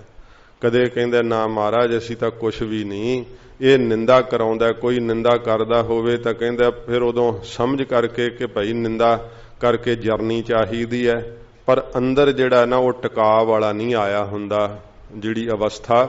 ਮਹਾਰਾਜ ਕਹਿੰਦੇ ਕਦੇ ਤਾਂ ਭਾਈ ਆਪਣੀ ਅਪਕੀਰਤੀ ਕਰਾਉਂਦਾ ਹੈ, ਆਪਦੀ ਨਿੰਦਾ ਕਰਾਉਣ ਲੱਗ ਜਾਂਦਾ ਏ। ਕਬਹੁ ਭਲਾ ਭਲਾ ਕਹਾਵੈ, ਤੇ ਕਦੇ ਫਿਰ ਭਲਾ ਪੁਰਸ਼ ਬਣ ਬੈਠਦਾ ਹੈ ਕਿ ਅਸੀਂ ਤਾਂ ਮਹਾਪੁਰਸ਼ ਹੁੰਨੇ ਆ, ਸੰਤ ਹੁੰਨੇ ਆ, ਬੜੀਆਂ ਦਾਨੀਆਂ ਗੱਲਾਂ ਕਰਦਾ ਹੈ, ਆਪਣੇ ਆਪ ਨੂੰ ਭਲਾ ਭਲਾ ਕਹਾਉਂਦਾ ਹੈ ਕਿ ਮੈਂ ਬੜਾ ਭਲਾ ਹਾਂ, ਬੜਾ ਚੰਗਾ ਹਾਂ। ਜਿਉ ਪ੍ਰਭ ਰਾਖੈ ਤਿਵਹਿ ਰਹੈ, ਹਜੂਰ ਧੰਨ ਗੁਰੂ ਅਰਜਨ ਦੇਵ ਸੱਚੇ ਪਾਤਸ਼ਾਹ ਕਹਿੰਦੇ ਨੇ ਜਿਵੇਂ ਮੇਰਾ ਵਾਹਿਗੁਰੂ ਰੱਖਦਾ ਹੈ ਨਾ, ਤਿਵੇਂ ਹੀ ਭਾਈ ਜੀਵ ਨੂੰ ਰਹਿਣਾ ਪੈਂਦਾ ਹੈ, ਤਿਵੇਂ ਹੀ ਇਹ ਜੀਵ ਰਹਿੰਦੇ ਆ ਜਿਵੇਂ ਵਾਹਿਗੁਰੂ ਜੀ ਰੱਖਦੇ ਹਨ। ਗੁਰ ਪ੍ਰਸਾਦ ਨਾਨਕ ਸੱਚ ਕਹੈ, ਸਤਿਗੁਰੂ ਜੀ ਕਹਿੰਦੇ ਨੇ ਗੁਰੂ ਨਾਨਕ ਸਾਹਿਬ ਜੀ ਦੀ ਪ੍ਰਸਾਦ ਕਿਰਪਾ ਨਾਲ, ਧੰਨ ਗੁਰੂ ਰਾਮਦਾਸ ਸੱਚੇ ਪਾਤਸ਼ਾਹ ਜੀ ਦੀ ਪ੍ਰਸਾਦ ਕਿਰਪਾ ਨਾਲ ਗੁਰਸਿੱਖੋ ਅਸੀਂ ਸੱਚ ਬਚਨ ਕਹਿੰਦੇ ਆ।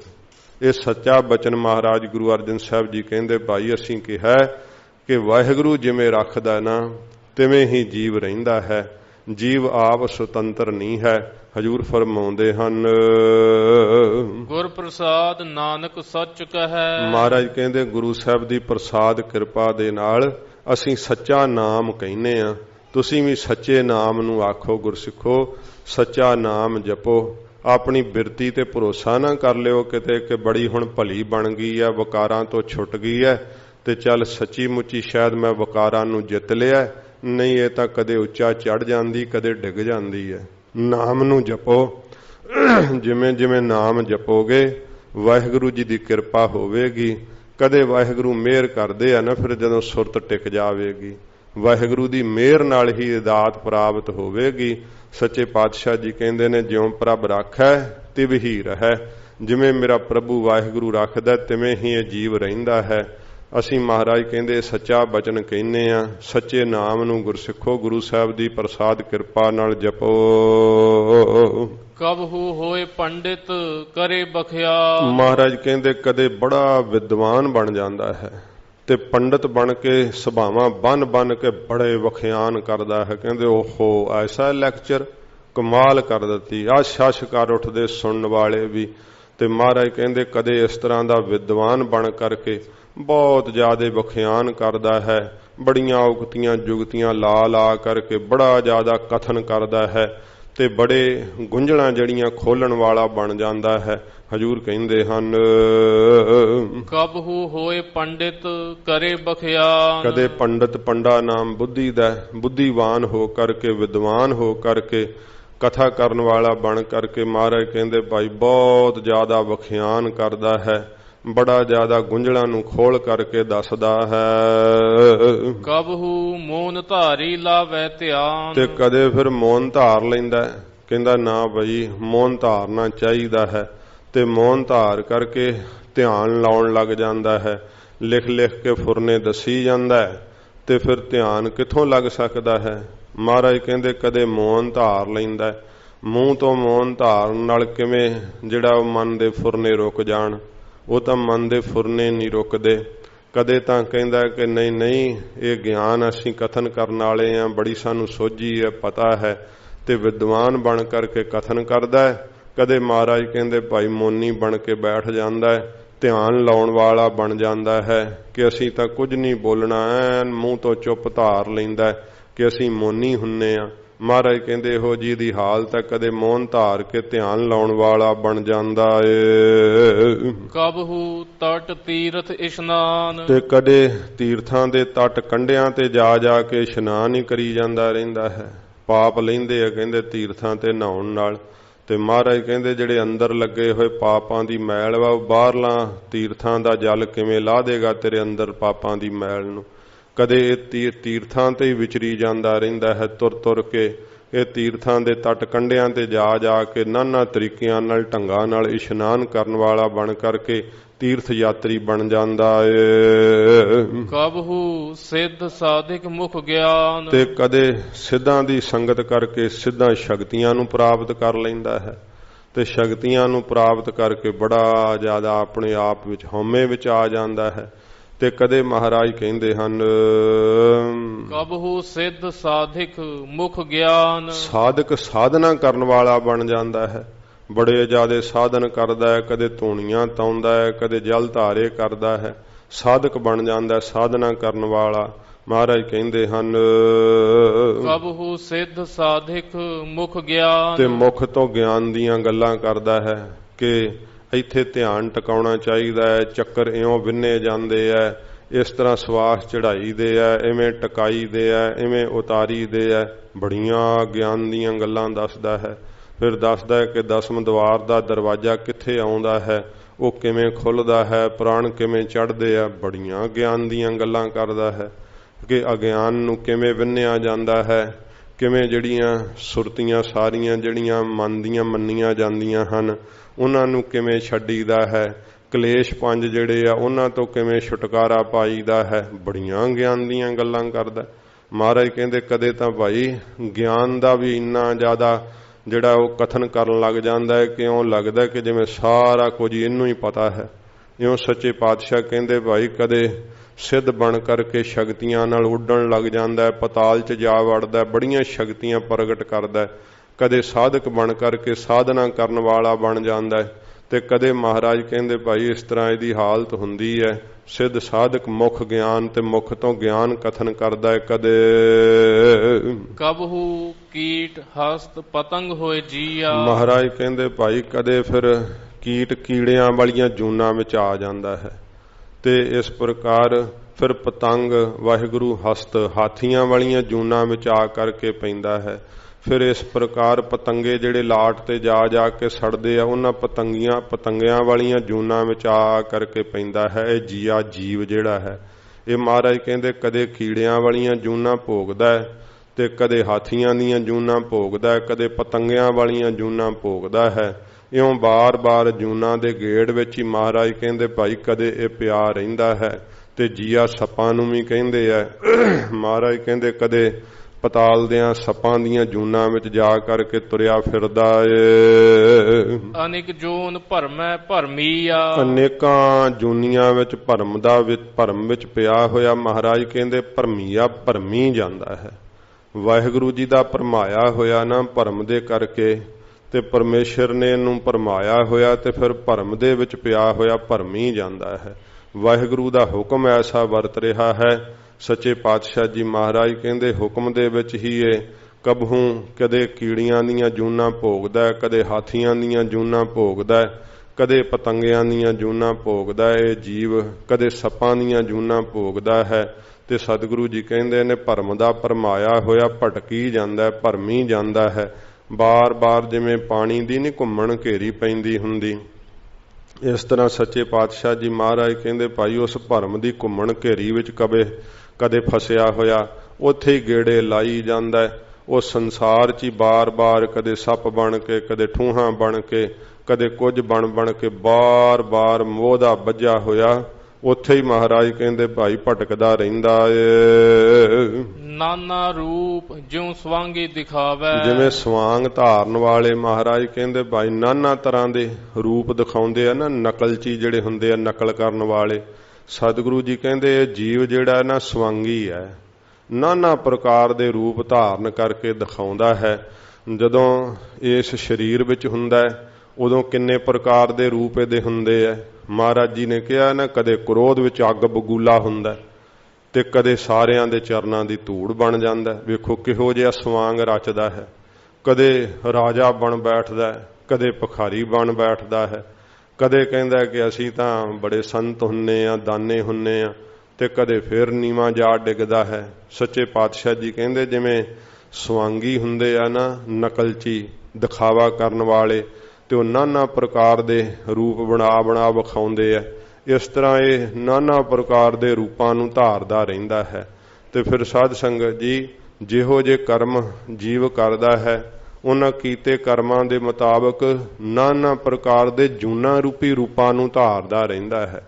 ਬਾਹਰੋਂ ਜਿਹੜਾ ਨਾ ਸਵਾਂਗ ਜਿਹੜਾ ਹੈ ਜੀਵ, ਮਹਾਰਾਜ ਕਹਿੰਦੇ ਭਾਈ ਇਸ ਤਰ੍ਹਾਂ ਦੇ ਦਿਖਾਉਂਦਾ ਹੈ ਕਿ ਨਾਨਾ ਪ੍ਰਕਾਰ ਦੇ ਰੂਪ ਧਾਰਨ ਕਰਦਾ ਹੈ, ਤੇ ਕਰਮਾਂ ਵਿੱਚ ਫਸੇ ਹੋਏ ਨੂੰ ਜੂਨੀਆਂ ਦੇ ਵੀ ਨਾਨਾ ਪ੍ਰਕਾਰ ਦੇ ਰੂਪ ਜਿਹੜੇ ਆ ਨਾ ਇਸ ਸਵਾਂਗੀ ਨੂੰ ਵਿਖਾਵੇ ਕਰਨ ਵਾਲੇ ਨੂੰ, ਨਕਲਚੀ ਨੂੰ ਧਾਰਨ ਕਰਨੇ ਪੈਂਦੇ ਆ।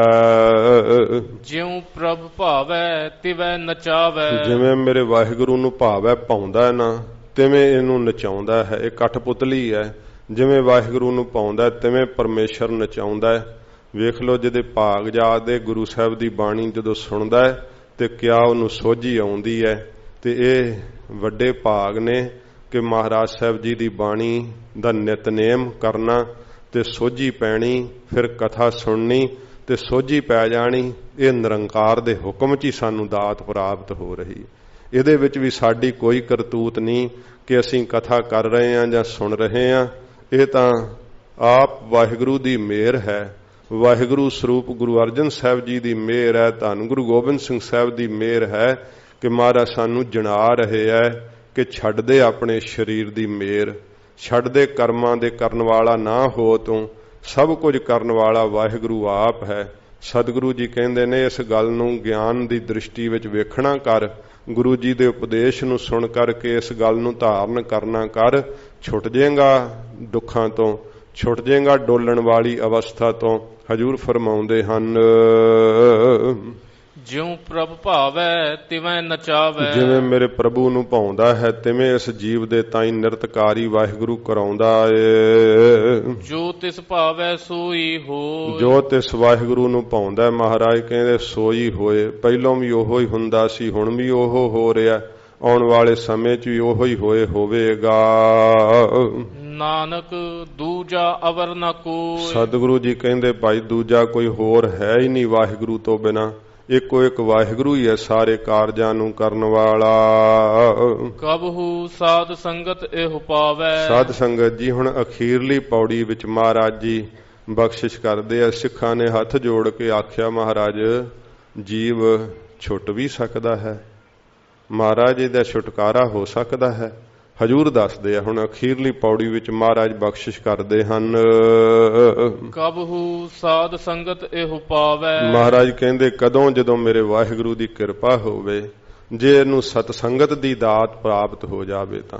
ਜੇ ਕਦੇ ਮਨੁੱਖਾ ਜਨਮ ਵਿੱਚ ਸਾਧ ਸੰਗਤ ਪਾ ਲਵੇ ਤਾਂ। ਸਾਧ ਸੰਗਤ ਜੀ ਜਿਹੜੀ ਸਾਨੂੰ ਦਾਤ ਪ੍ਰਾਪਤ ਵੈ, ਰੋਜ਼ ਆਪਾਂ ਸਤ ਸੰਗਤ ਕਰਦੇ ਆਂ, ਇਹ ਬਹੁਤ ਵੱਡਮੁੱਲੀ ਬਖਸ਼ਿਸ਼ ਵੈ। ਖੌਰੇ ਕਦੋਂ ਤੋਂ ਅਸੀਂ ਮਹਾਰਾਜ ਤੋਂ ਮੰਗਦੇ ਸੀਗੇ ਕਿ ਮਹਾਰਾਜ ਸਾਨੂੰ ਆਪਣੀ ਸੰਗਤ ਦੇ, ਆਪਣੀ ਬਾਣੀ ਦੀ ਕਥਾ ਸੁਣਨ ਦੀ ਦਾਤ ਦੇ। ਫਿਰ ਸਾਨੂੰ ਅਜਾਈ ਨਹੀਂ ਹੁਣ ਗਵਾਉਣਾ ਚਾਹੀਦਾ। ਆ ਗਏ ਸੰਗਤ ਵਿੱਚ, ਮਹਾਰਾਜ ਸਾਨੂੰ ਲਿਆ ਬਿਠਾਇਆ ਸਾਡੀ ਪ੍ਰਰਬਧ ਦੇ ਮੁਤਾਬਕ, ਤੇ ਫਿਰ ਹੁਣ ਸਿੱਜ ਅਵੇਹਾ ਵਾਰ ਬਹੁੜ ਨਾ ਹੋਵੀ ਜਨਮੜਾ। ਹੁਣ ਇਸੇ ਵਾਰ ਹੀ ਸਿੰਝ ਲੈ, ਬਹੁੜੋ ਫਿਰ ਜਨਮ ਹੀ ਨਾ ਹੋਵੇ, ਨਾ ਫਿਰ ਆਉਣਾ ਪਵੇ ਇਹਨਾਂ ਦੁੱਖਾਂ ਦੇ ਵਿੱਚ। ਸੱਚੇ ਪਾਤਸ਼ਾਹ ਕਹਿੰਦੇ ਕਦੋਂ ਮੇਰਾ ਵਾਹਿਗੁਰੂ ਕਿਰਪਾ ਕਰਦਾ ਨਾ, ਕਬਹੂ ਸਾਧ ਸੰਗਤ ਇਹੋ ਪਾਵੈ। ਜਦੋਂ ਸਾਧੂਆਂ ਦੀ ਸੰਗਤ ਇਹ ਪਾ ਲੈਂਦਾ ਏ, ਉਸ ਅਸਥਾਨ ਤੇ ਬਹੁਰ ਨਾ ਆਵੈ। ਫਿਰ ਉਹ ਸਥਾਨ ਜਿਹੜਾ ਤੁਰਿਆ ਪਾਦਾ ਨਾ ਉਹਦੇ ਵਿੱਚ ਜਾ ਚੜਦਾ ਏ, ਤੇ ਉਸ ਅਸਥਾਨ ਤੋਂ ਮੁੜ ਫਿਰ ਜੂਨੀਆਂ ਵਿੱਚ ਨਹੀਂ ਆਉਂਦਾ। ਫਿਰ ਇਹਨੂੰ ਨਰਕਾਂ ਦੀ ਕੁੱਟ ਨਹੀਂ ਖਾਣੀ ਪੈਂਦੀ, ਫਿਰ ਜਮਾਂ ਦੀ ਮਾਰ ਨਹੀਂ ਸਹਾਰਨੀ ਪੈਂਦੀ, ਮਾਤਾ ਦੇ ਉਦਰ ਵਿੱਚ ਪੁੱਠੇ ਨਹੀਂ ਲਟਕਣਾ ਪੈਂਦਾ। ਉਸ ਅਸਥਾਨ ਤੇ ਬਹੁਰ ਨਾ ਆਵੈ।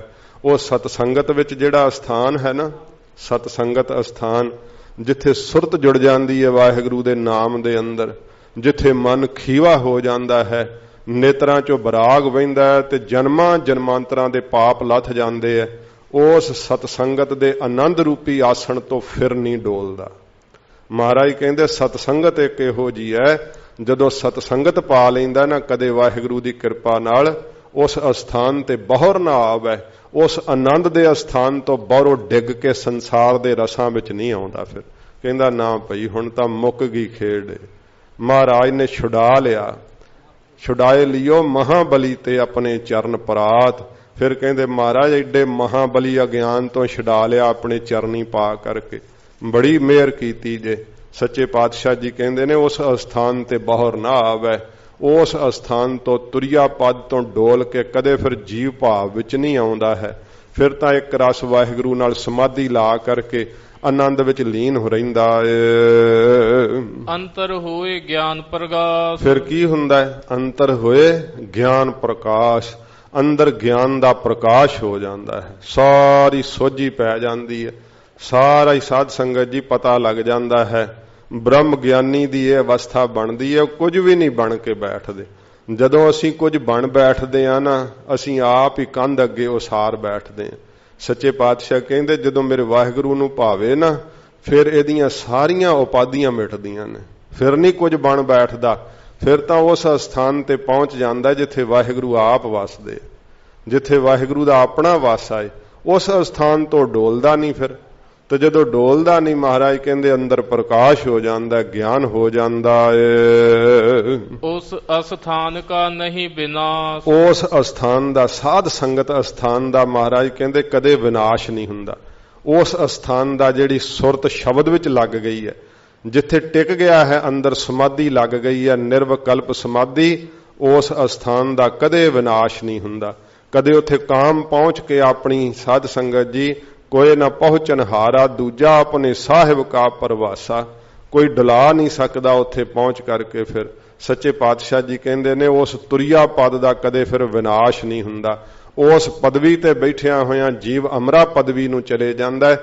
ਜੀਵ ਦਾ ਵੀ ਕਦੇ ਫਿਰ ਨਾਸ਼ ਨਹੀਂ ਹੁੰਦਾ। ਬੂੰਦ ਸੀਗਾ ਨਾ ਪਹਿਲੋਂ, ਸਮੁੰਦਰ ਹੋ ਗਿਆ, ਹੁਣ ਸਮੁੰਦਰ ਬ੍ਰਹਮ ਰੂਪ ਹੋ ਕਰਕੇ ਇਹਦਾ ਕੀ ਨਾਸ਼ ਹੋਣਾ? ਉਹ ਅਬਨਾਸੀ ਪਦ ਨੂੰ ਪਹੁੰਚ ਜਾਂਦਾ ਏ। ਮਨ ਤਨ ਨਾਮ ਰਤੇ ਇੱਕ ਰੰਗ। ਮਹਾਰਾਜ ਕਹਿੰਦੇ ਫਿਰ ਨਾਮ ਦੇ ਅੰਦਰ ਇੱਕ ਪਿਆਰ ਦੇ ਰੰਗ ਵਿੱਚ ਰੰਗਿਆ ਜਾਂਦਾ ਹੈ, ਤੇ ਉਹ ਕਿਹੋ ਜਿਹਾ ਆਨੰਦ ਹੁੰਦਾ ਹੈ? ਇਹਦਾ ਮਨ ਵੀ ਲਵਲੀਨ ਹੋਇਆ ਰਹਿੰਦਾ ਹੈ, ਤਨ ਸਰੀਰ ਵੀ ਸਾਰੇ ਰੋਮ ਜ਼ਬਾਨਾਂ ਬਣ ਜਾਂਦੀਆਂ, ਭਜਨ ਕਰਦੇ ਆ ਸਾਰੇ ਰੋਮ, ਵਾਹਿਗੁਰੂ ਵਾਹਿਗੁਰੂ ਜਪਦਾ ਰੋਮ ਰੋਮ ਕਰਕੇ। ਇੰਨਾ ਨਿਹਾਲ ਹੁੰਦਾ ਹੈ, ਤਨ ਵਿੱਚ ਵੀ ਸਰੂਰ ਰਹਿੰਦਾ ਹੈ, ਨੇਤਰਾਂ ਵਿੱਚ ਵੀ ਨਸ਼ਾ ਰਹਿੰਦਾ ਹੈ, ਇੰਨਾ ਸਰੂਰ ਹੁੰਦਾ ਹੈ, ਮਸਤੀ ਹੁੰਦੀ ਹੈ ਕਿ ਸੰਸਾਰ ਦੇ ਦੁੱਖ ਉੱਥੇ ਪਹੁੰਚ ਹੀ ਨਹੀਂ ਸਕਦੇ। ਫਿਰ ਮਹਾਰਾਜ ਕਹਿੰਦੇ ਮਨ ਵਿੱਚ ਵੀ ਇੰਨਾ ਹੀ ਮਗਨ ਹੁੰਦਾ ਹੈ, ਸਰੀਰ ਕਰਕੇ ਤੁਰਿਆ ਫਿਰਦਾ ਦਿਸਦਾ ਹੈ, ਪਰ ਮਨ ਕਰਕੇ ਵਾਹਿਗੁਰੂ ਦੇ ਵਿੱਚ ਹੀ ਲੀਨ ਰਹਿੰਦਾ ਹੈ, ਪਰਮੇਸ਼ਰ ਵਿੱਚ ਹੀ ਲੀਨ ਰਹਿੰਦਾ ਹੈ। ਮਹਾਰਾਜ ਫਰਮਾਉਂਦੇ ਹਨ, ਮਨ ਤਨ ਨਾਮ ਰਤੇ ਇੱਕ ਰੰਗ। ਇੱਕੋ ਇੱਕ ਪਿਆਰ ਦੇ ਰੰਗ ਵਿੱਚ ਮਨ ਤੇ ਤਨ ਜਦੋਂ ਸਰੀਰ ਫਿਰ ਮਹਾਰਾਜ ਕਹਿੰਦੇ ਰੰਗਿਆ ਜਾਂਦਾ ਹੈ। ਇਹ ਦਾਤਾਂ ਸਾਰੀਆਂ ਕਦੋਂ ਪ੍ਰਾਪਤ ਹੁੰਦੀਆਂ? ਕਬਹੂ ਸਾਧ ਸੰਗਤ ਇਹੋ ਪਾਵੈ। ਜਦੋਂ ਕਿਤੇ ਫਿਰ ਸਾਧੂਆਂ ਦੀ ਸੰਗਤ ਪਾਉਂਦਾ, ਜੀਵਨ ਮੁਕਤ ਪੁਰਖਾਂ ਦੀ ਸੰਗਤ ਪਾਉਂਦਾ, ਧੰਨ ਸ਼੍ਰੀ ਗੁਰੂ ਗ੍ਰੰਥ ਸਾਹਿਬ ਦੀ ਸੰਗਤ ਪਾਉਂਦਾ, ਗਰੀਬ ਨਵਾਜ ਕਹਿੰਦੇ ਉਦੋਂ ਇਹ ਦਾਤ ਮਿਲਦੀ ਆ। ਸਦਾ ਬਸਹਿ ਪਾਰ ਬ੍ਰਹਮ ਕੈ ਸੰਗ। ਸਦਾ ਸਦਾ ਲਈ, ਹਮੇਸ਼ਾ ਲਈ ਫਿਰ ਪਾਰ ਬ੍ਰਹਮ ਵਾਹਿਗੁਰੂ ਦੇ ਕੋਲ ਹੀ ਵਸਦਾ ਹੈ, ਨਿਰੰਕਾਰ ਦੇ ਕੋਲ ਹੀ ਰਹਿੰਦਾ ਹਰ ਵੇਲੇ। ਸੱਚੇ ਪਾਤਸ਼ਾਹ ਮਹਾਰਾਜ ਸਤਸੰਗੀਆਂ ਨੂੰ ਆਪਣੇ ਤੋਂ ਦੂਰ ਨਹੀਂ ਕਰਦੇ, ਕਿਉਂਕਿ ਵਿੱਚ ਸੰਗਤ ਹਰ ਪ੍ਰਭ ਵਸੈ ਜੀਓ। ਮਹਾਰਾਜ ਸਾਹਿਬ ਜੀ ਉਹਨਾਂ ਦੇ ਹਰ ਵੇਲੇ ਕੋਲ ਹੀ ਵਸਦੇ ਆ, ਪਰਮੇਸ਼ਰ ਦੇ ਕੋਲ ਮਹਾਰਾਜ ਕਹਿੰਦੇ ਹਰ ਵੇਲੇ ਵਸਣ ਲੱਗ ਜਾਂਦਾ ਏ। ਜਿਉ ਜਲ ਮਹਿ ਜਲ ਆਏ ਖਟਾਨਾ। ਮਹਾਰਾਜ ਉਹਨਾਂ ਨੂੰ ਪਦਵੀ ਕਿਹੜੀ ਪ੍ਰਾਪਤ ਹੁੰਦੀ ਹੈ? ਹਜੂਰ ਕਹਿੰਦੇ ਜਿਵੇਂ ਨਦੀਆਂ ਰਾਤ ਦਿਨ ਵਹਿੰਦੀਆਂ ਹੋਈਆਂ ਆ ਕੇ ਸਮੁੰਦਰ ਵਿੱਚ ਮਿਲ ਜਾਂਦੀਆਂ ਨਾ, ਖਟਾਨਾ ਦਾ ਅਰਥ ਹੁੰਦਾ ਮਿਲ ਜਾਣਾ। ਮਹਾਰਾਜ ਕਹਿੰਦੇ ਫਿਰ ਜਿਵੇਂ ਨਦੀਆਂ ਦਾ ਜਲ ਜਦੋਂ ਸਮੁੰਦਰ 'ਚ ਮਿਲ ਜਾਂਦਾ ਹੈ ਤੇ ਫਿਰ ਸਾਧ ਸੰਗਤ ਜੀ ਉਦੋਂ ਸਮੁੰਦਰ ਵਿੱਚੋਂ ਨਦੀ ਦਾ ਜਲ ਵੱਖਤ ਨਹੀਂ ਕੀਤਾ ਜਾ ਸਕਦਾ ਨਾ। ਜਿਉਂ ਜਲ ਮੈਂ ਜਲ ਆਏ ਖਟਾਨਾ। ਮਹਾਰਾਜ ਕਹਿੰਦੇ ਨੇ ਗੁਰੂ ਸਮੁੰਦ ਨਦੀ ਸਭ ਸਿੱਖੀ। ਇਹ ਸਾਰੇ ਸਿੱਖ ਨਦੀਆਂ ਦੀ ਨਿਆਈ ਆ, ਜਿਹੜੇ ਨਾਮ ਜਪਦੇ ਆ, ਭਜਨ ਕਰਦੇ ਆ, ਵਾਹਿਗੁਰੂ ਵਾਹਿਗੁਰੂ ਜਪਦੇ ਹਨ ਨਾ, ਇਹ ਨਦੀਆਂ ਦੀ ਨਿਆਈ ਆ। ਮਹਾਰਾਜ ਨਾਲ ਪਿਆਰ ਕਰਦੇ ਆ, ਹਜੂਰ ਦਾ ਜਸ ਕਰਦੇ ਆ, ਸਤਸੰਗਤ ਕਰਦੇ ਆ, ਸੇਵਾ ਕਰਦੇ ਆ, ਤੇ ਫਿਰ ਇਹ ਨਦੀਆਂ ਕਿੱਥੇ ਜਾ ਕੇ ਮਿਲਦੀਆਂ? ਗੁਰੂ ਰੂਪੀ ਸਮੁੰਦਰ ਵਿੱਚ ਜਾ ਕੇ ਸਮਾ ਜਾਂਦੀਆਂ। ਤੇ ਫਿਰ ਜਿਵੇਂ ਜਲ ਦੇ ਵਿੱਚ ਜਦੋਂ ਜਲ ਰਲ ਜਾਂਦਾ ਹੈ, ਮਹਾਰਾਜ ਕਹਿੰਦੇ ਉਹ ਵੱਖਰਾ ਨਹੀਂ ਨਾ ਹੁੰਦਾ, ਇਉਂ ਸੱਚੇ ਪਾਤਸ਼ਾਹ ਕਹਿੰਦੇ ਭਾਈ ਉਹ ਬ੍ਰਹਮ ਰੂਪ ਹੋ ਜਾਂਦੇ ਆ। ਤਿਉ ਜੋਤੀ ਸੰਗ ਜੋਤ ਸਮਾਨਾ। ਜਿਵੇਂ ਉਹਨਾਂ ਦੀ ਜਿਹੜੀ ਪਰਤਕ ਜੋਤ ਹੈ ਵਾਹਿਗੁਰੂ ਜੀ ਦੇ ਸਰੂਪ ਵਿੱਚ ਸਮਾ ਜਾਂਦੀ ਹੈ। ਜਿਵੇਂ ਮਹਾਰਾਜ ਜੀ ਨੇ ਆਖਿਆ ਸੂਰਜ ਕਿਰਨ ਮਿਲੇ ਜਲ ਕਾ ਜਲ ਹੁਆ ਰਾਮ ਜੋਤੀ ਜੋਤ ਰਲੀ ਸੰਪੂਰਨ ਥੀਆ ਰਾਮ। ਐ ਉਹਨਾਂ ਦੀ ਜੋਤ ਜਿਹੜੀ ਹੈ ਵਾਹਿਗੁਰੂ ਵਿੱਚ ਰਲ ਜਾਂਦੀ ਹੈ, ਪਰਮੇਸ਼ਰ ਵਿੱਚ ਮਿਲ ਜਾਂਦੀ ਹੈ। ਸੱਚੇ ਪਾਤਸ਼ਾਹ ਜੀ ਮਹਾਰਾਜ ਦੇ ਪਿਆਰੇ ਬਹੁਤ ਸਤਿਪੁਰਖਾਂ ਨੇ ਸਿੱਖ ਪੰਥ ਦੇ ਅੰਦਰ ਸਾਧ ਸੰਗਤ ਜੀ ਇਸ ਨਾਮ ਨੂੰ ਕਮਾਇਆ, ਸਤ ਸੰਗਤ ਦੀ ਕਮਾਈ ਕੀਤੀ। ਉਹਨਾਂ ਦੇ ਜੀਵਨ ਅੰਦਰ ਇਹ ਜ਼ਿਕਰ ਆਉਂਦਾ ਹੈ ਕਿ ਜਦੋਂ ਉਹਨਾਂ ਦੇ ਸਰੀਰ ਦੇ ਛੱਡਣ ਦਾ ਵਕਤ ਹੁੰਦਾ ਸੀ, ਸਰੀਰ ਦੇ ਤਿਆਗ ਦੇ ਇੱਕ ਬਹੁਤ ਭਾਰੀ ਪ੍ਰਕਾਸ਼ ਹੁੰਦਾ, ਤੇ ਉਸ ਪ੍ਰਕਾਸ਼ ਨੂੰ ਕਈਆਂ ਨੇ ਜਿਹੜੇ ਕੋਈ ਕੋਲ ਖਲੋਤੇ ਉਹਨਾਂ ਵੇਖਿਆ ਵੀ, ਤੇ ਆਪਣੇ ਜੀਵਨ ਦਾ ਉਹਨਾਂ ਨੇ ਜਿਹੜਾ ਅਨੁਭਵ ਲਿਖਿਆ ਫਿਰ ਕਿ ਭਾਈ ਏਡੀ ਕਮਾਈ ਕਿ ਅੰਤ ਵੇਲੇ ਇੰਨਾ ਪ੍ਰਕਾਸ਼ ਹੋਇਆ। ਜਦੋਂ ਬਾਜਾਂ ਵਾਲੇ ਸਤਿਗੁਰਾਂ ਜੀ ਨੇ ਇਸ ਸੱਚਖੰਡ ਅਸਥਾਨ ਤੋਂ ਸੱਚਖੰਡ ਨੂੰ ਚਾਲਾ ਮਾਰਿਆ, ਉਸ ਸਮੇਂ ਸਾਰਾ ਆਕਾਸ਼ ਰੁਸ਼ਨਾ ਆ ਗਿਆ ਸੀਗਾ। ਜਦੋਂ ਸੱਚੇ ਪਾਤਸ਼ਾਹ ਜੀ ਮਹਾਰਾਜ ਆਪਣੀ ਜੋਤ ਪਰਮ ਜੋਤੀ ਵਿੱਚ ਮਹਾਰਾਜ ਨੇ ਲੀਨ ਕੀਤੀ ਸੀਗੀ, ਤਾਂ ਸੱਚੇ ਪਾਤਸ਼ਾਹ ਆਪਣੇ ਪਿਆਰਿਆਂ ਦੀ ਅਵਸਥਾ ਕਥਨ ਕਰਦੇ ਐ। ਕਦੋਂ ਮਿਲਦੀ ਹੈ ਅਵਸਥਾ? ਕਬਹੂ ਸਾਧ ਸੰਗਤ ਇਹੋ ਪਾਵੈ। ਕਦੇ ਜਦੋਂ ਸਾਧੂਆਂ ਦੀ ਸੰਗਤ ਪਾ ਲੈਂਦਾ ਤੇ ਫਿਰ ਮਹਾਰਾਜ ਕਹਿੰਦੇ ਜਿਉਂ ਜਲ ਮੈਂ ਜਲ ਆਏ ਖਟਾਨਾ ਤਿਉਂ ਜੋਤੀ ਸੰਗ ਜੋਤ ਸਮਾਨਾ। ਇਵੇਂ ਫਿਰ ਵਾਹਿਗੁਰੂ ਦੀ ਜੋਤ ਦੇ ਅੰਦਰ ਜਿਹੜੀ ਹੈ ਨਾ, ਇਹ ਆਤਮਿਕ ਜੋਤ ਸਾਡੀ ਸਮਾ ਜਾਂਦੀ ਹੈ, ਅਭੇਦ ਹੋ ਜਾਂਦੀ ਹੈ। ਮਿਟ ਗਏ ਗਵਨ ਪਾਏ ਬਿਸਰਾਮ। ਫਿਰ 84 ਲੱਖ ਦਾ ਗਵਨ ਮਿਟ ਜਾਂਦਾ ਹੈ, ਫਿਰ ਨਹੀਂ 84 ਲੱਖ ਜੂਨਾਂ ਦਾ ਗੇੜ ਰਹਿੰਦਾ। ਮਿਟ ਗਏ ਗਵਨ ਪਾਏ ਬਿਸਰਾਮ, ਫਿਰ ਤਾਂ ਵਿਸ਼ਰਾਮ ਪਾ ਲੈਂਦੇ ਆ, ਟਿਕਾ ਪਾ ਲੈਂਦੇ ਆ, ਵਾਹਿਗੁਰੂ ਦਾ ਸਰੂਪ ਹੀ ਹੋ ਜਾਂਦੇ ਆ। ਸੱਚੇ ਪਾਤਸ਼ਾਹ ਜੀ ਕਹਿੰਦੇ ਨੇ ਉਹ ਭਗਤ ਫਿਰ ਕਹਿੰਦੇ ਨੇ ਬਹੁਰ ਹਮ ਕਾਹੇ ਆਵਹਿੰਗੇ ਆਵਨ ਜਾਨਾ ਹੁਕਮ ਤਿਸੈ ਕਾ ਹੁਕਮੈ ਬੁੱਝ ਸਮਾਵਹਿੰਗੇ। ਕਹਿੰਦੇ ਹੋਣਾ ਜਾਣਾ ਉਹਦਾ ਹੁਕਮ ਹੈ, ਹੁਣ ਅਸੀਂ ਕਿਉਂ ਆਵਾਂਗੇ? ਹੁਣ ਨਹੀਂ ਅਸੀਂ ਆਵਾਂਗੇ। ਆਵਾਗਾਉਣ ਜਿਹੜਾ ਨਾ ਸੰਸਾਰ ਵਿੱਚ ਆਉਣਾ ਤੇ ਇਥੋਂ ਮਰ ਕਰਕੇ ਜਾਣਾ ਮਿਟ ਜਾਂਦਾ ਹੈ।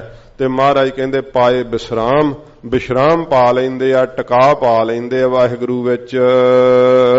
ਨਾਨਕ ਪ੍ਰਭ ਕੈ ਸਦ ਕੁਰਬਾਨ। ਧੰਨ ਗੁਰੂ ਅਰਜਨ ਦੇਵ ਸੱਚੇ ਪਾਤਸ਼ਾਹ ਜੀ ਕਹਿੰਦੇ ਨੇ ਪ੍ਰਭੂ ਤੋਂ ਅਸੀਂ ਸਦਾ ਕੁਰਬਾਨ ਜਾਣੇ ਆ, ਵਾਹਿਗੁਰੂ ਤੋਂ ਸਦਾ ਬਲਹਾਰ ਜਾਣੇ ਆ।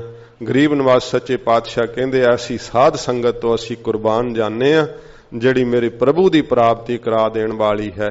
ਇਹ ਸੱਚੇ ਪਾਤਸ਼ਾਹ ਜੀ ਮਹਾਰਾਜ ਹਜੂਰ ਨੇ 11ਵੀਂ ਅਸ਼ਟਪਦੀ ਸੰਪੂਰਨ ਕੀਤੀ ਹੈ। ਸਾਧ ਸੰਗਤ ਜੀ ਸੱਚੇ ਪਾਤਸ਼ਾਹ ਜੀ ਮਹਾਰਾਜ ਦੀ ਬਾਣੀ ਦੀ ਕਥਾ ਸੁਣ ਕਰਕੇ ਜਿਸ ਬਾਣੀ ਦਾ ਅਸੀਂ ਨਿਤਨੇਮ ਕਰਦੇ ਹਾਂ ਰੋਜ਼, ਤੇ ਹੁਣ ਜੇ ਖਿਆਲ ਨਾਲ ਪੜਾਂਗੇ ਇੰਨਾ ਹੀ ਆਨੰਦ 11ਵੀਂ ਅਸ਼ਟਪਦੀ ਉਹੋ ਹੀ ਸੁੱਖ ਦੇਵੇਗੀ ਕਿ ਅਸੀਂ ਤਾਂ ਕੁਝ ਵੀ ਨਹੀਂ, ਕਟਪੁਤਲੀਆਂ ਦੀ ਤਰ੍ਹਾਂ ਹਾਂ।